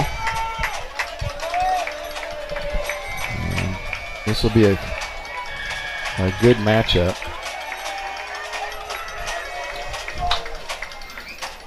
Hit hard. Oh, that ball smoked. Back to the wall, looking up, and it is off the wall. Maxey on his way to second base. He will be in there with a stand-up double. That ball was on a line. Again, it's that deep left field, the deep dimensions in the power alleys, and kind of taking one away again. I mean, that ball was scorched, but about half a foot shy, just under the yellow line there in left center. So you got to go to VypeLive.com. It should be there. That's it, but it's just showing 0, 0, 0, 0, 0. I don't know why. We're showing streaming here. Yeah, I don't know. Text from our QA that we're still good, so must be on that end. Pinch runner for Maxey. 1 out in the inning. Go ahead run at second base for Reed South. Boots Landry on deck.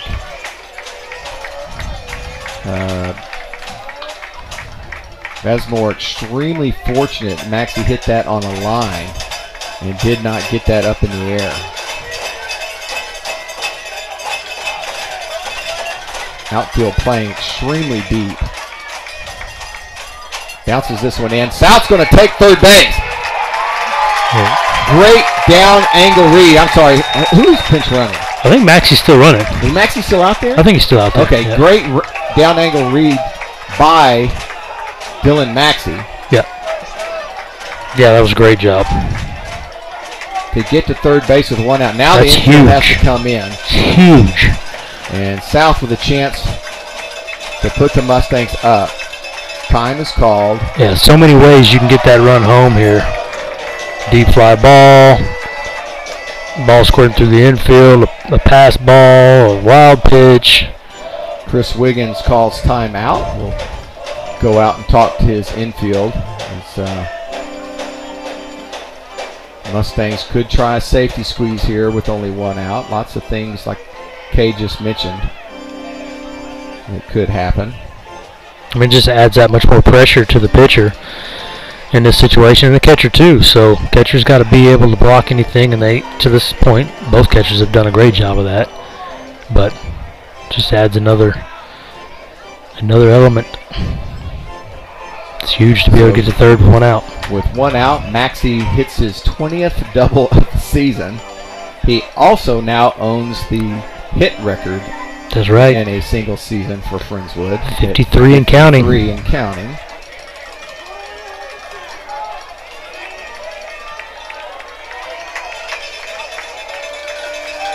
So here we are. Set up again. Reed South with a 1-0 count. Infield way in on the grass, especially at the corners. Little dribbler. Maxey's going to try and score. The throw is off the line. And South headed to second base, and a great jump by Dylan Maxey.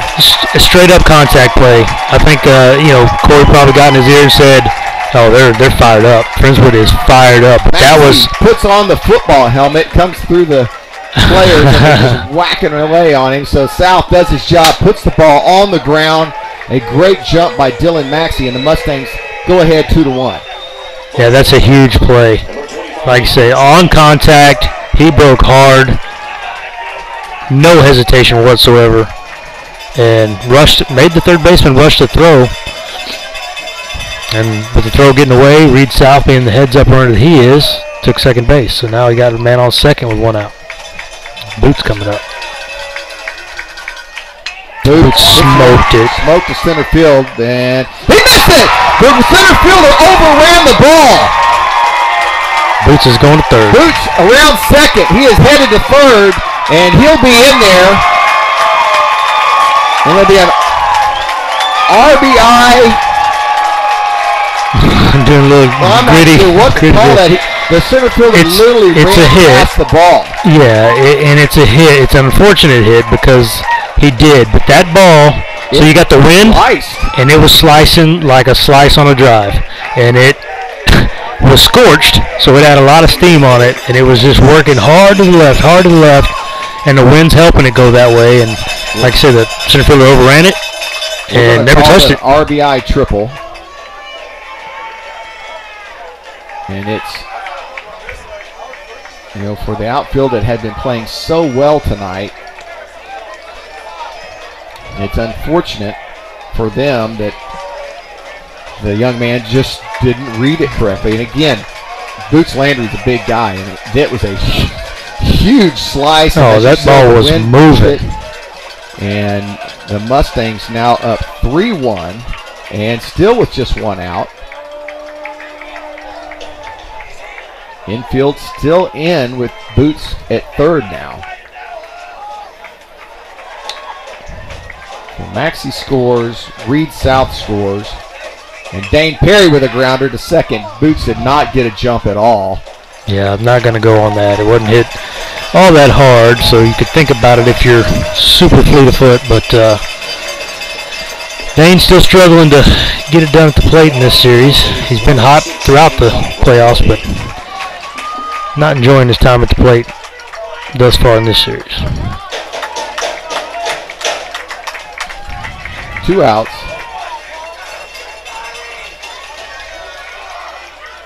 Brings up Brantley.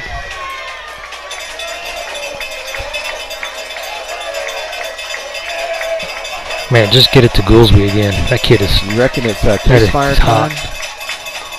Pitch inside.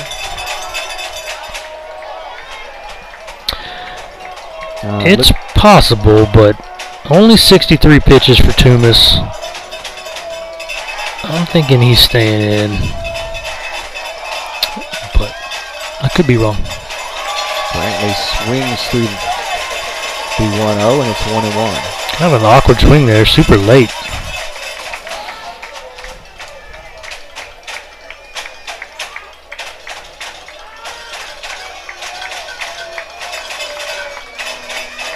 One ball, 1 strike, 2 outs. Runner at third. Got him in the head. Punked him in the head. Ouch. Good show of sportsmanship by the catcher there to check on Ty immediately. Ty giving him a little fist bump, saying he's good. I like to see that. And the student section is chanting bullpen. Not to be confused with other words that sound similar to bullpen, but it is bullpen, folks. Bullpen. Here's Goolsby. Number 7, Colin Goolsby. And if you're Gators, there's a couple of guys in this series you don't want to see come to the plate. And this is one of them. Colin Goolsby tripled his last at bat. He's dialed in to tie this game. And he's got runners at first and third. Come on, kid.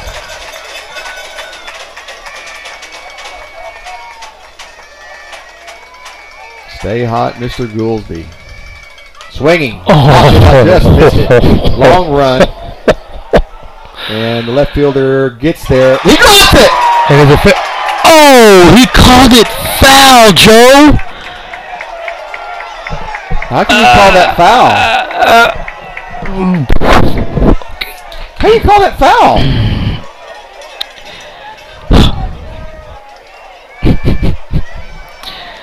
Okay, we'll reset and do it again. He was down the left field line. It landed fair. He was fair when he missed it. His body ended up in foul territory, but when he overran the ball. I'll have to ask Benny about that one later. Oh, Benny threw his hands up and crouched down in disbelief. I mean, it was a fair ball, folks. Man.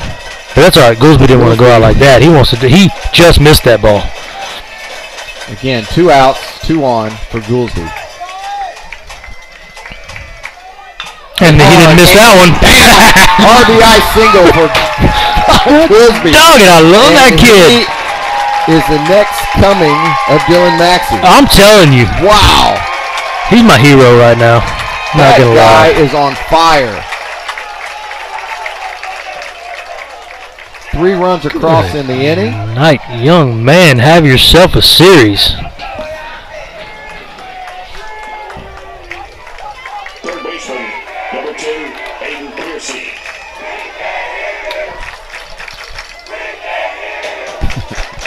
All right, so now we're 4-1 Mustangs. Ends up Piercy. And apparently the umpires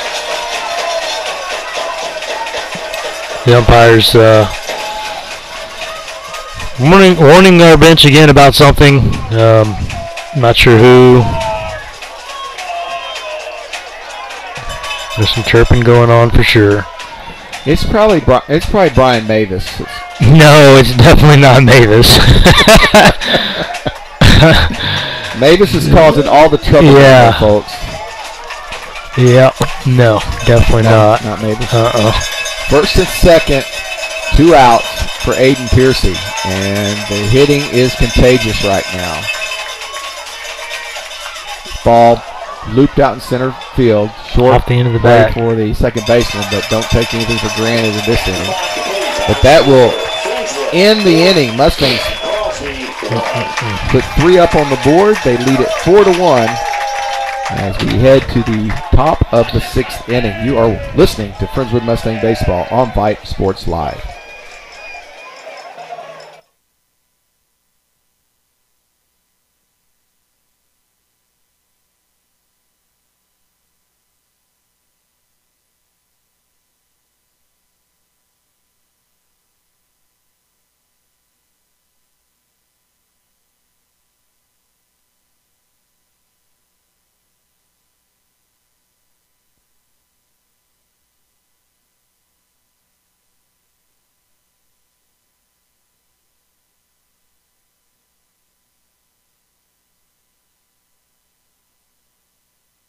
Honey, isn't it amazing? What? The sacrifice, the dedication, the grit. I mean, they really set an example, don't they? Oh, well, no question. Today's high school athletes are truly special. Not the athletes. Well, who? The officials. Oh. Today's student athletes are truly special. But there's something pretty great about the men and women who officiate their games, too. Like the way they're giving back to their communities. Officiating is a terrific way to stay in shape, meet new people, and stay connected to the game you love. But the biggest reason of all? We need more qualified high school officials here in Texas. And without them, the rest of us would have a whole lot less to cheer about. High school games need officials. High school sports need you. Great call, Ralph! Yeah! Interested in becoming a licensed high school official? Go to highschoolofficials.com to learn more and begin the application process. Tuma's first pitch is a strike, and we're underway here in the 6th inning. Again, Mustangs with a big 3 runs in the bottom of the 5th, and they lead this one 4-1. They are 6 outs from moving on to the regional semifinals. And you called it, Joe. You said Friendswood's notorious for that 4th, 5th, 6th. They put up 1 in the 4th, 3 in the 5th, and doing exactly what you said. And Tumas is getting stronger on the bump. Struck out the last couple of guys he's faced. He's ahead in the count here, 1-2. One's fouled straight back.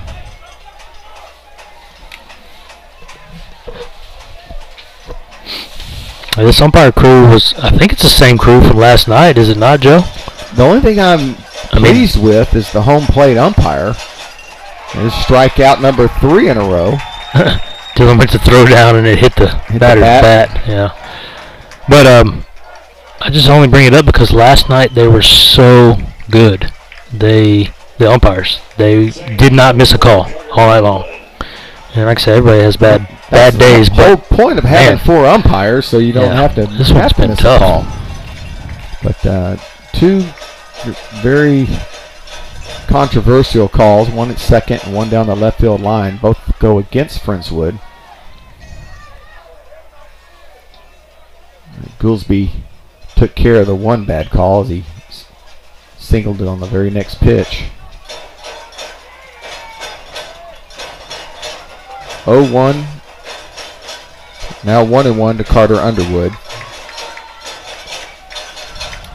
Underwood with 2 sacrifices in this game.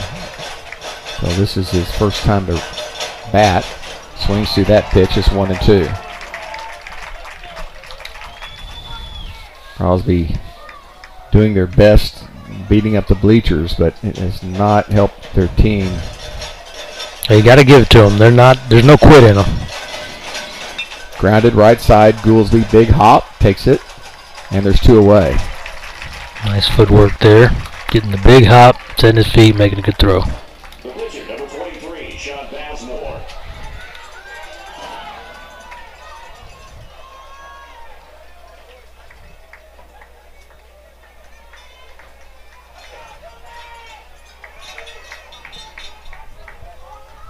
Well, 11 in a row retired by Easton Toomas. And that one smarts. A curveball, another hit by pitch. Y'all can blame me for that. Yeah, definitely a curve, but it hit him in the base of the back of the neck. So picture that little knot on the back of your neck where it meets your shoulders, I guess. That's where it got him. That's going to leave a mark. And that's the pitcher, Bazemore, that he hit. Yeah. Certainly no intention there, folks. Just a curveball that got away from him. Here's Cade Udy. Cade had an RBI sac fly and then flew out to left. He has hit the ball pretty good a couple of times tonight. He takes a strike on the outside corner. And that's huge for Toomas to come back and throw a dart like that for a strike on the outer corner. Well, he's going to have to throw that curveball at some point and throw it for a strike. You're right, he's been living off that fastball through these last few innings. Well, bounces that one in there. He's just a little amped up. I think the adrenaline's getting to him a little bit, and so he doesn't have that release point down for the curve. He's not able to control it, and I think a lot of that's just overthrowing.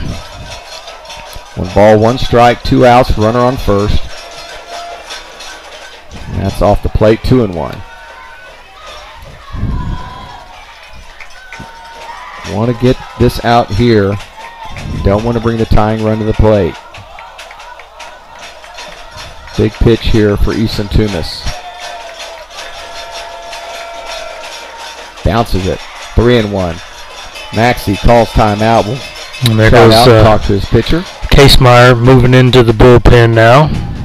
Got 2 guys throwing down there, actually. You got Case on the left, and I'm not sure who that is on the right. I'm kind of blocked by the light pole. Can you see, Joe? It's Perry. Is it Dane? Okay. Yeah.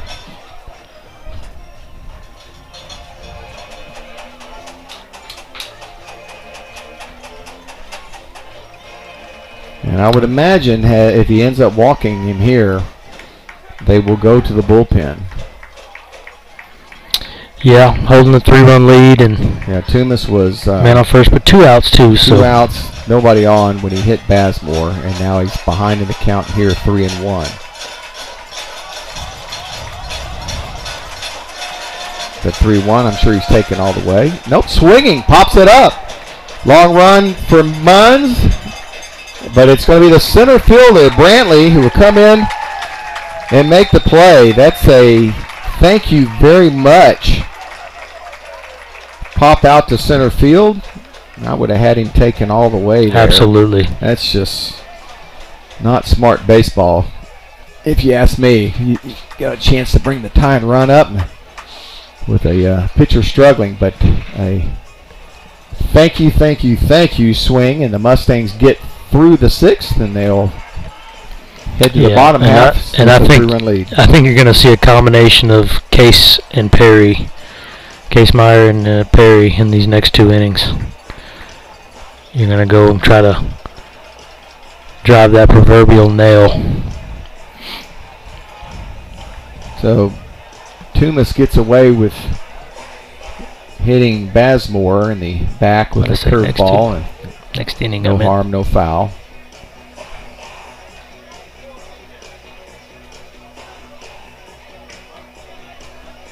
Again, Mustangs the home team tonight.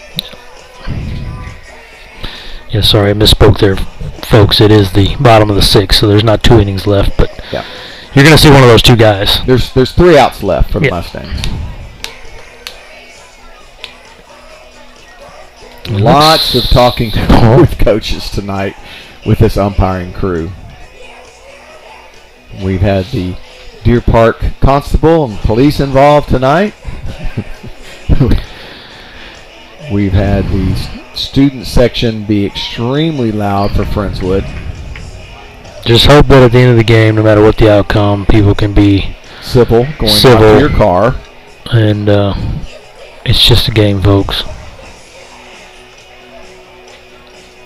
Yeah. Is this a new pitcher or is it the same guy? I can't. Same guy. Okay. Bazemore. Yeah, it was funny that the Friendswood boys who were over here flirting with some of the Crosby girls got sent back to their side of the bleachers. Mason Munns will lead it off for the Mustangs. I'm not sure how Tatum Black ended up getting tossed, as you would think the right fielder of all people would not have been involved on that play, but somehow he was. And we're making that assumption. I mean, we didn't see an injury, we didn't see anything happen, and it was after all the ruckus, so we're making the assumption that he got tossed. Good rip there by Munns. Just misses it, 1-1. Yeah, that was a good swing by Mason.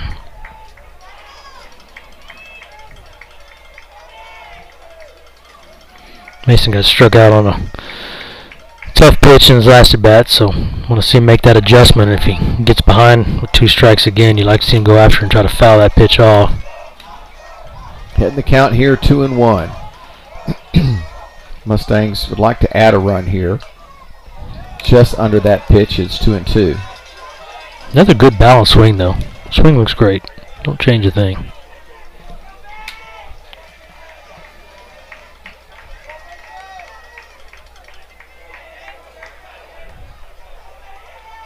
May have to stop for a McFlurry on the way home tonight. There it is, folks. McFlurry. 2-2 to Munns. That was the pitch that got him last time. He laid off of it. Count runs full to Mason.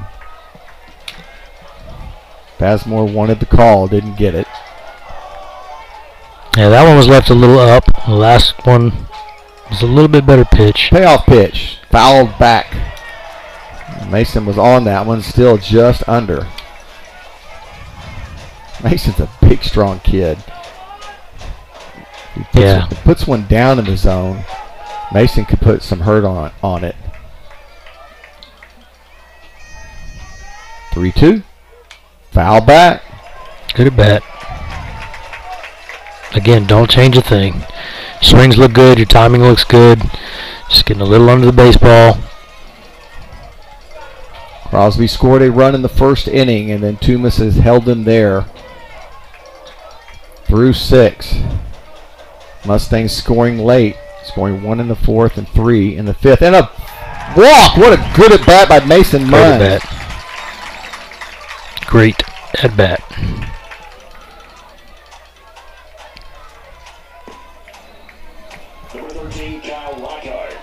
Brings up Lockhart. Mustangs, if they want to play small ball now, now's not a terrible opportunity. Although, if they bunt him over, they're liable to just walk Maxey. Yeah. So you run that risk. Let's see what Benny's liable to let Kyle swing it here. I'm thinking he wants to swing it for the reason that you just mentioned. You don't want to open a base up because they're just going to put him on.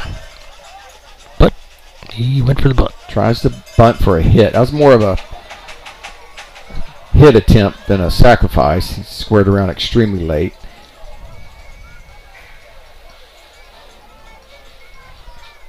But yeah, I think that was actually Locke's choice in that instance. I was looking at the interaction between him and Coach Benny down at third, and Locke was kind of giving him a nod, and Coach Benny was like, okay, I see what you're trying to do there. I think he was okay with it. Munn's out to the grass on his lead. And Lockhart tries to lay it down again and lays it down foul. Laid it down softly. Yep. Just did not get the bad head out front. 0-2.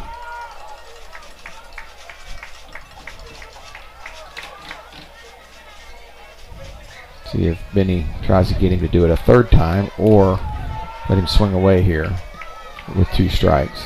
So this will be pitch number 85. Excuse me, 85 for Bazemore. Yep, don't try again. That pitch is way out of the zone.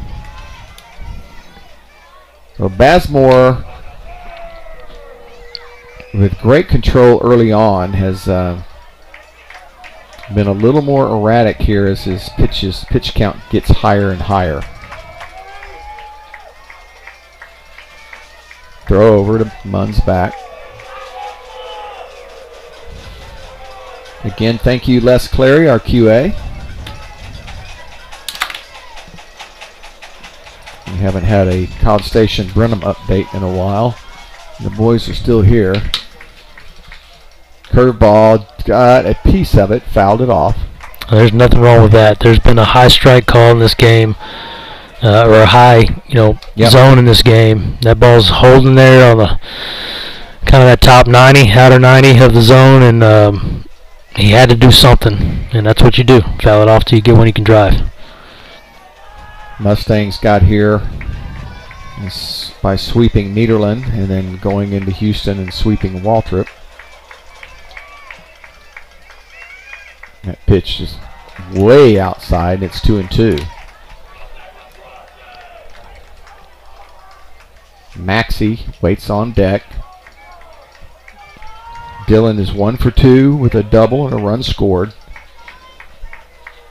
Maxey's going to light up the scoreboard if he gets up here and gets a chance to swing. I just got a feeling. Foul down the left field line, out of play. Bazemore's getting tired. He's got Dylan coming He's leaving up. pitches up in the zone, and Dylan is so patient and good at getting his pitch. Dylan hit it off the center field wall his last time up, out in left center. Think about this, Cade. He's hitting 500 this game, and his average is going to go down. Yeah, it's absurd. It's not human. How about that? 2-2. Runner at first, nobody out. Fouled away. Yeah, and great these at bat. Mustangs are battling at the plate. Tough with 2, baby. Yeah, I would expect to see a pitching change. If it was me, if Locke gets on, I'm going to the pen. I'm not letting Maxey he's already face this guy again. It would be the 4th time he'd seen him in this game. You're just playing with fire at that point. Slow chopper, tough play for everybody. Wheels, throw. He's safe by a mile. Infield single. That's a huge hustle play. Just a great at bat by Locke. Good job of moving the baseball. Again, you get 2 on you. Tight game. You move the baseball. You make that team work. You make them get you out. And that's exactly what he did. Didn't hit it hard by any means. Just a high chopper and then hustle out of the box and get down that line. Great job. So here we go. They're leaving Bazemore in. Oh, Lord. Kind of tells me something about maybe the bullpen. Well, you're about to see something, folk. Well, hear something. 2 on. Nobody out for Maxey. Bazemore checks the runner at second and delivers. Curveball, good one too. Yeah, catches good the pitch. inside part of the plate for strike 1. Good pitch, better take. It's not what you're looking for if you're Maxey. There's no reason to press here. He's got to come to you.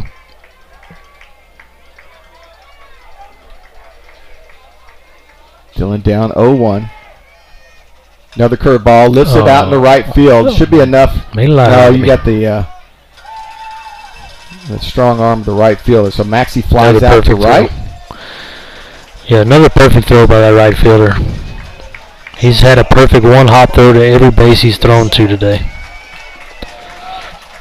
Well, I was wrong, folks. Sorry. I had a feeling he was going to drive one there, but this one now brings up Reed South. South with a couple of hits, an RBI, run scored. Got a chance to add one here for the Mustangs.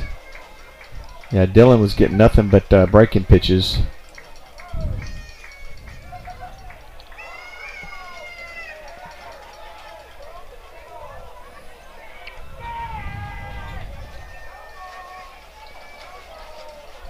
Benavides sends in a signal. Everybody's checking the number. First pitch swinging, fouling it off right side. So after that short little struggle there by Bazemore, that's 6 straight strikes. I give Bazemore credit for right back in the zone. 2 good curveballs to Maxey. As he easily could have been down 2-0 if he doesn't throw those for strikes. And again, you're throwing into this wind. There goes a runner. Swinging and missing. They should have Munns dead. And they do.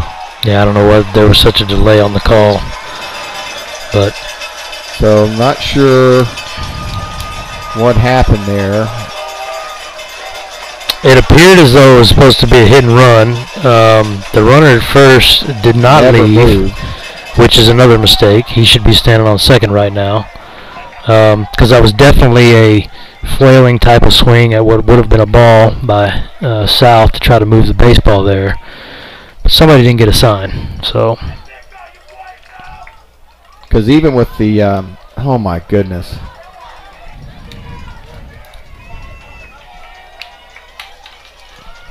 So Lockhart unable to get off of first base. He should be at third right now. Yeah, if he moved it from the catcher. Right, exactly. And he's still at first.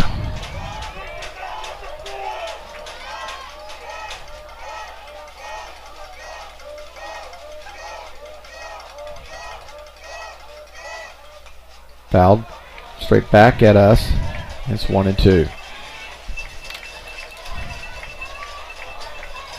So with 2 on and nobody out, and Maxey up, had the top of the order up, you kind of thought the Mustangs might add some insurance runs here, and suddenly there's just a runner at first with 2 outs, and South down in the count, 1-2.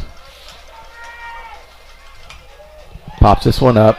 Will it stay in play? No. Hits the net. And the catcher runs into the brick wall. And I can't tell what he hit, whether his hand or his knee. But he is shook up. Boots goes over and checks on him. Showing good sportsmanship. Larry Johns is going to tough it out. It's a fist bump from Reed. I think Reed's fist bump was more of thanks for not catching that. Just kidding.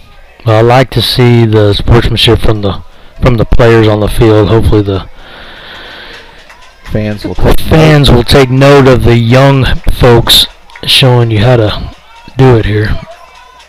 1 ball, 2 strikes, 2 outs. Runner at first. This ball hit up the middle, and a pitch to second. And they get the force out, and that's going to end the inning. So the Mustangs come up empty, and we head to the 7th. Mustangs 4, and Crosby. It looks like we got Casemeyer. You're listening to Friendswood Mustang Baseball on Vype Sports Live.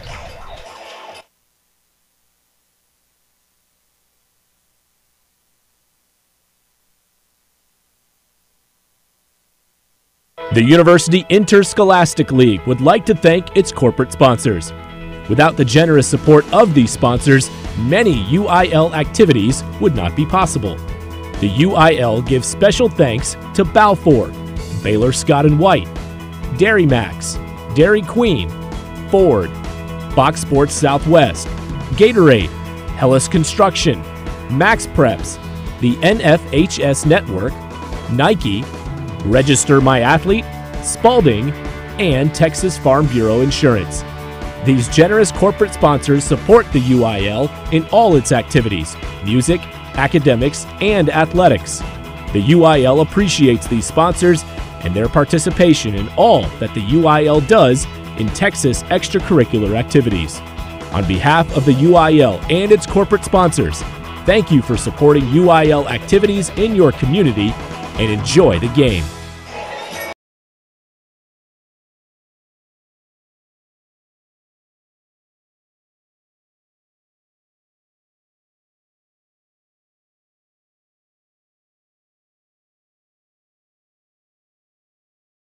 For the 7th inning. So Easton's night ends on 78 pitches, 50 strikes, 28 balls, so right about where you'd expect him to end up. And Casemeyer does pretty much nothing but throw strikes when he pitches. And he has that devastating curveball, which they haven't seen much of the curveball tonight. Toomas didn't have a feel for it, so it could work right into Griffin Casemeyer's advantage right here. On the flip side, Sean Bazemore of the Cougars ends his night at 98 pitches, 59 strikes, 39 balls, so good night for him as well. Here's Cade Udy. And Casemeyer bounces one in there. Probably bounces one in there after we talk about him pounding the strike zone. But that's okay. It's been a while since he's been out there. He did throw an inning against Waltrip to just get some work. Again, we talked about this last night. You could flip a coin whether there's a curveball. Oh, sitting back on it is Piercy. He's got to hum it. Great stretch at first base by Boots Landry. I thought there was no way they'd get him when Piercy went back on that ball. He went back and kind of double clutch, but he threw a bullet.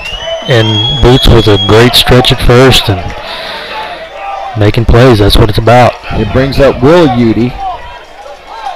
What I was saying is, whether you threw Toomas or Casemeyer, you were going to get a good effort from either one of those guys.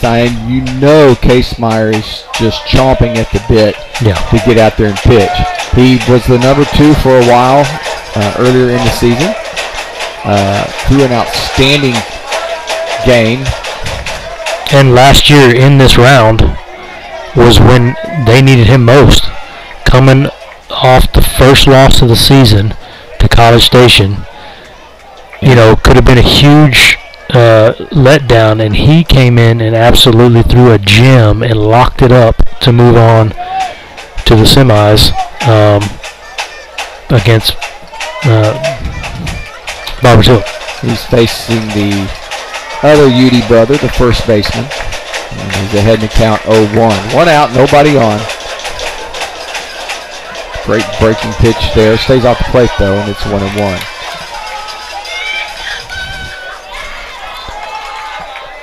From an elevated angle that we're at, when you can still see that snap in the breaking ball, you know it's filthy. Fastball, been called a strike all night. You can see Udy not liking that call, and it's 1-2. That's that 3 inches, and now Maxey sets up out there. And here comes the bender. Just misses. Maybe a payback. 2 balls, 2 strikes. Umpire could have rung him up. Yeah, he wanted to. That call could have went either way, for sure. 2-2 to Udy.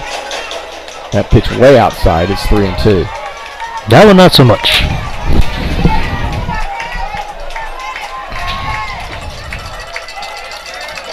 Still only a 3-run lead, so want to be overconfident here. Want to lock it up. Foul down the left field line. Don't want traffic on the bases, that's for sure.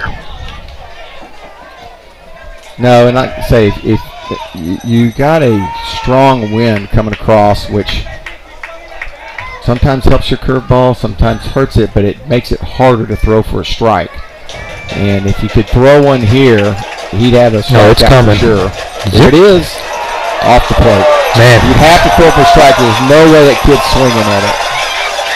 Yeah, it's a devastating break on that pitch, and just out off the plate. The right call by the umpire.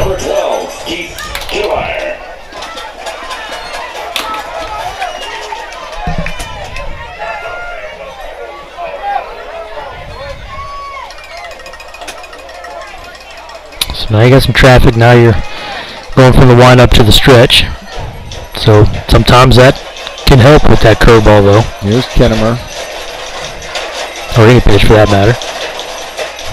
It's first pitch strike. Strike.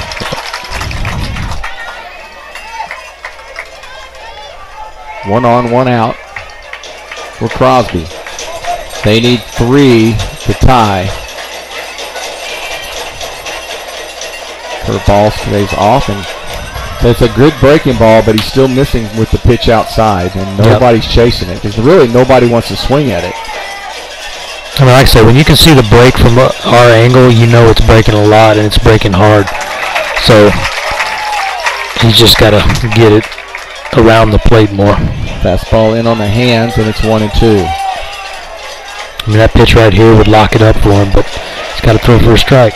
Ground ball up the middle of Reed would be a good thing here. Here's the 1-2. Misses outside. Overthrowing, trying to get that strikeout. 2 balls, 2 strikes to Kinnemer. A very uncharacteristic walk. You nervous, Joe? You're standing up a lot lately.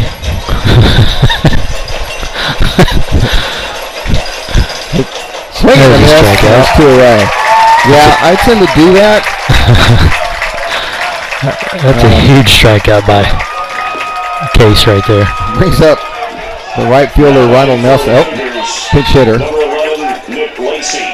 We have number 11, Lacey, pinch hitting.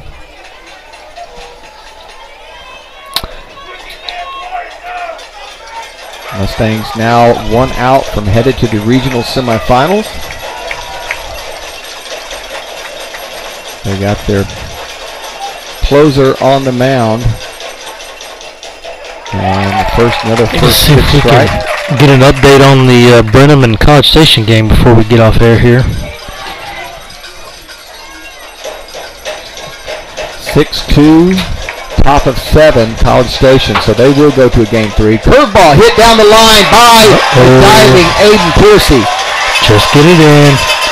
Throw comes into third. Wow. Made it fairly close. It'll be second and third.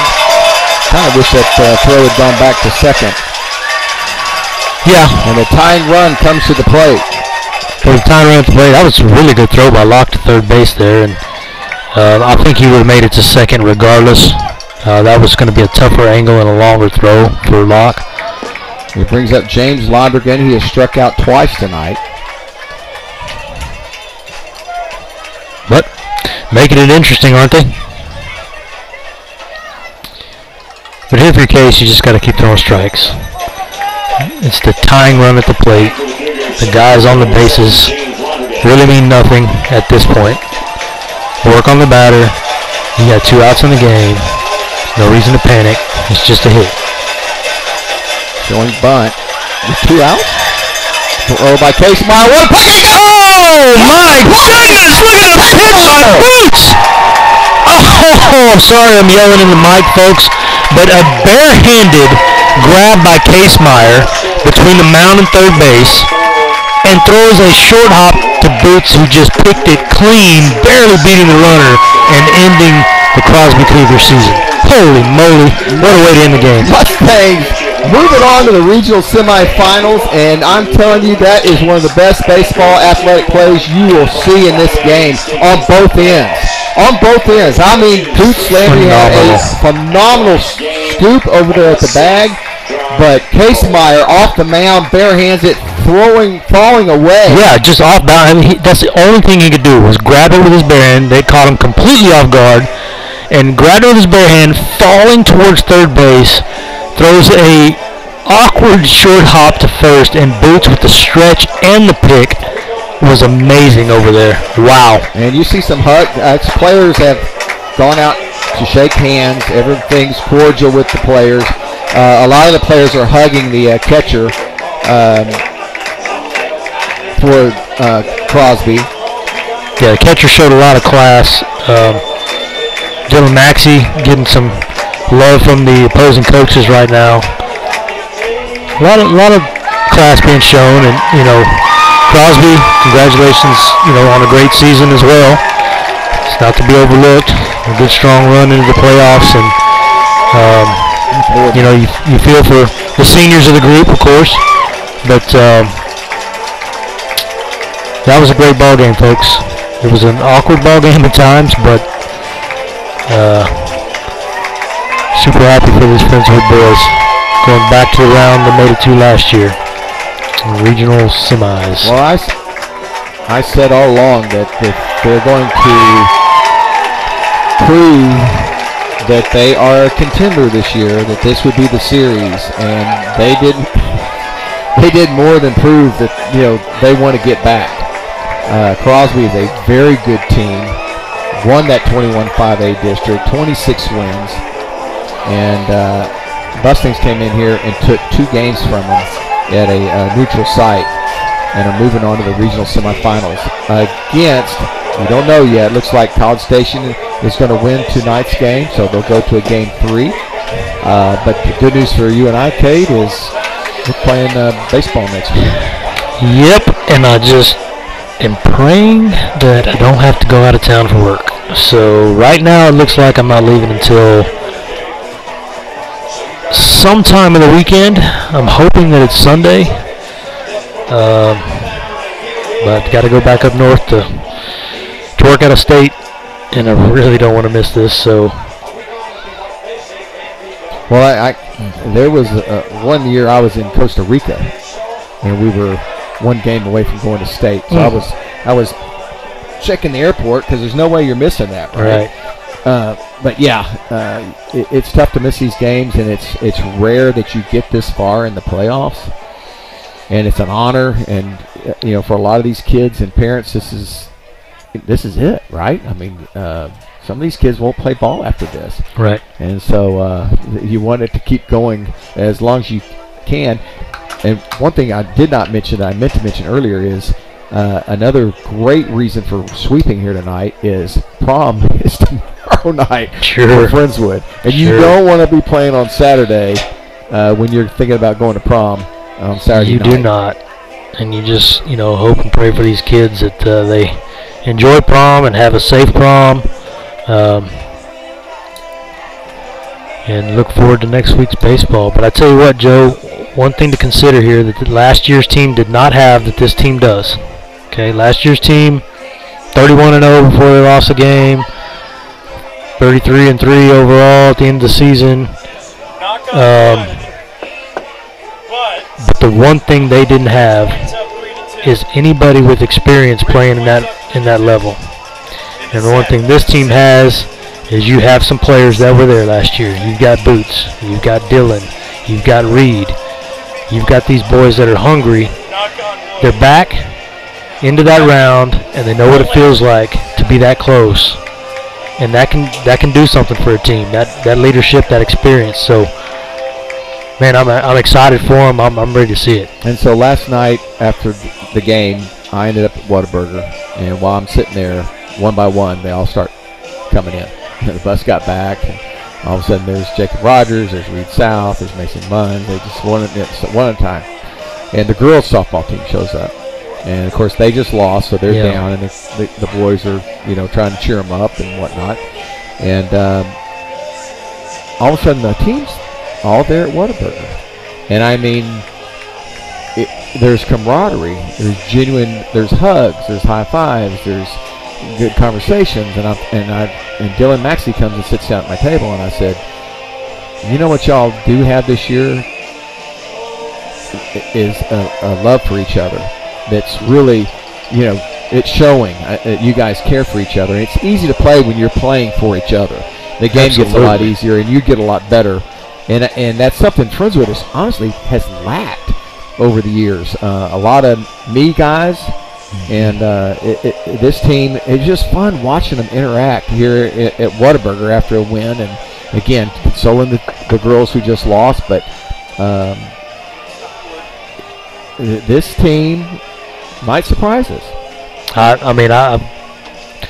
That's kind of the feeling I get, and that's kind of what I was alluding to as well, is that there's just they're not the dominant force that the last year's team was, but there's a difference in this team, and they play as a unit. There's no doubt, and when somebody's down, somebody else is picking up the slack, and it showed. Look at like you said, the playoff averages, how they've increased across top to bottom, 1 through 9. Kids like Piercy and Goolsby and Tatum Black, and just the bottom half of the order picking up and having big series and just a playoff outburst. It's been special to watch. Really excited. So we will find out whether we have video rights for the next series. Hopefully we do. We did last year. We ended up getting to do a game there in Texas A&M that was a lot of fun. Man, that was fun. But again, we have to wait and see. Regardless, you'll have us doing a broadcast one way or another, where it's just audio or video and audio. But let me tell you, it's been a special couple of years here, and Cade and I appreciate everybody listening in, and let's get this thing rolling. So for my partner here, Cade Lyko, our QA tonight, Les Clary, I'm Joe Hollier. One more time from Jim Ketchum Field here in Deer Park, Texas, your Friendswood Mustangs moving on to the regional semifinals as they defeat Crosby in 2 games, and they win tonight here 4-1. Thanks again, everybody, and we'll see you next week. Good night. Good night, folks.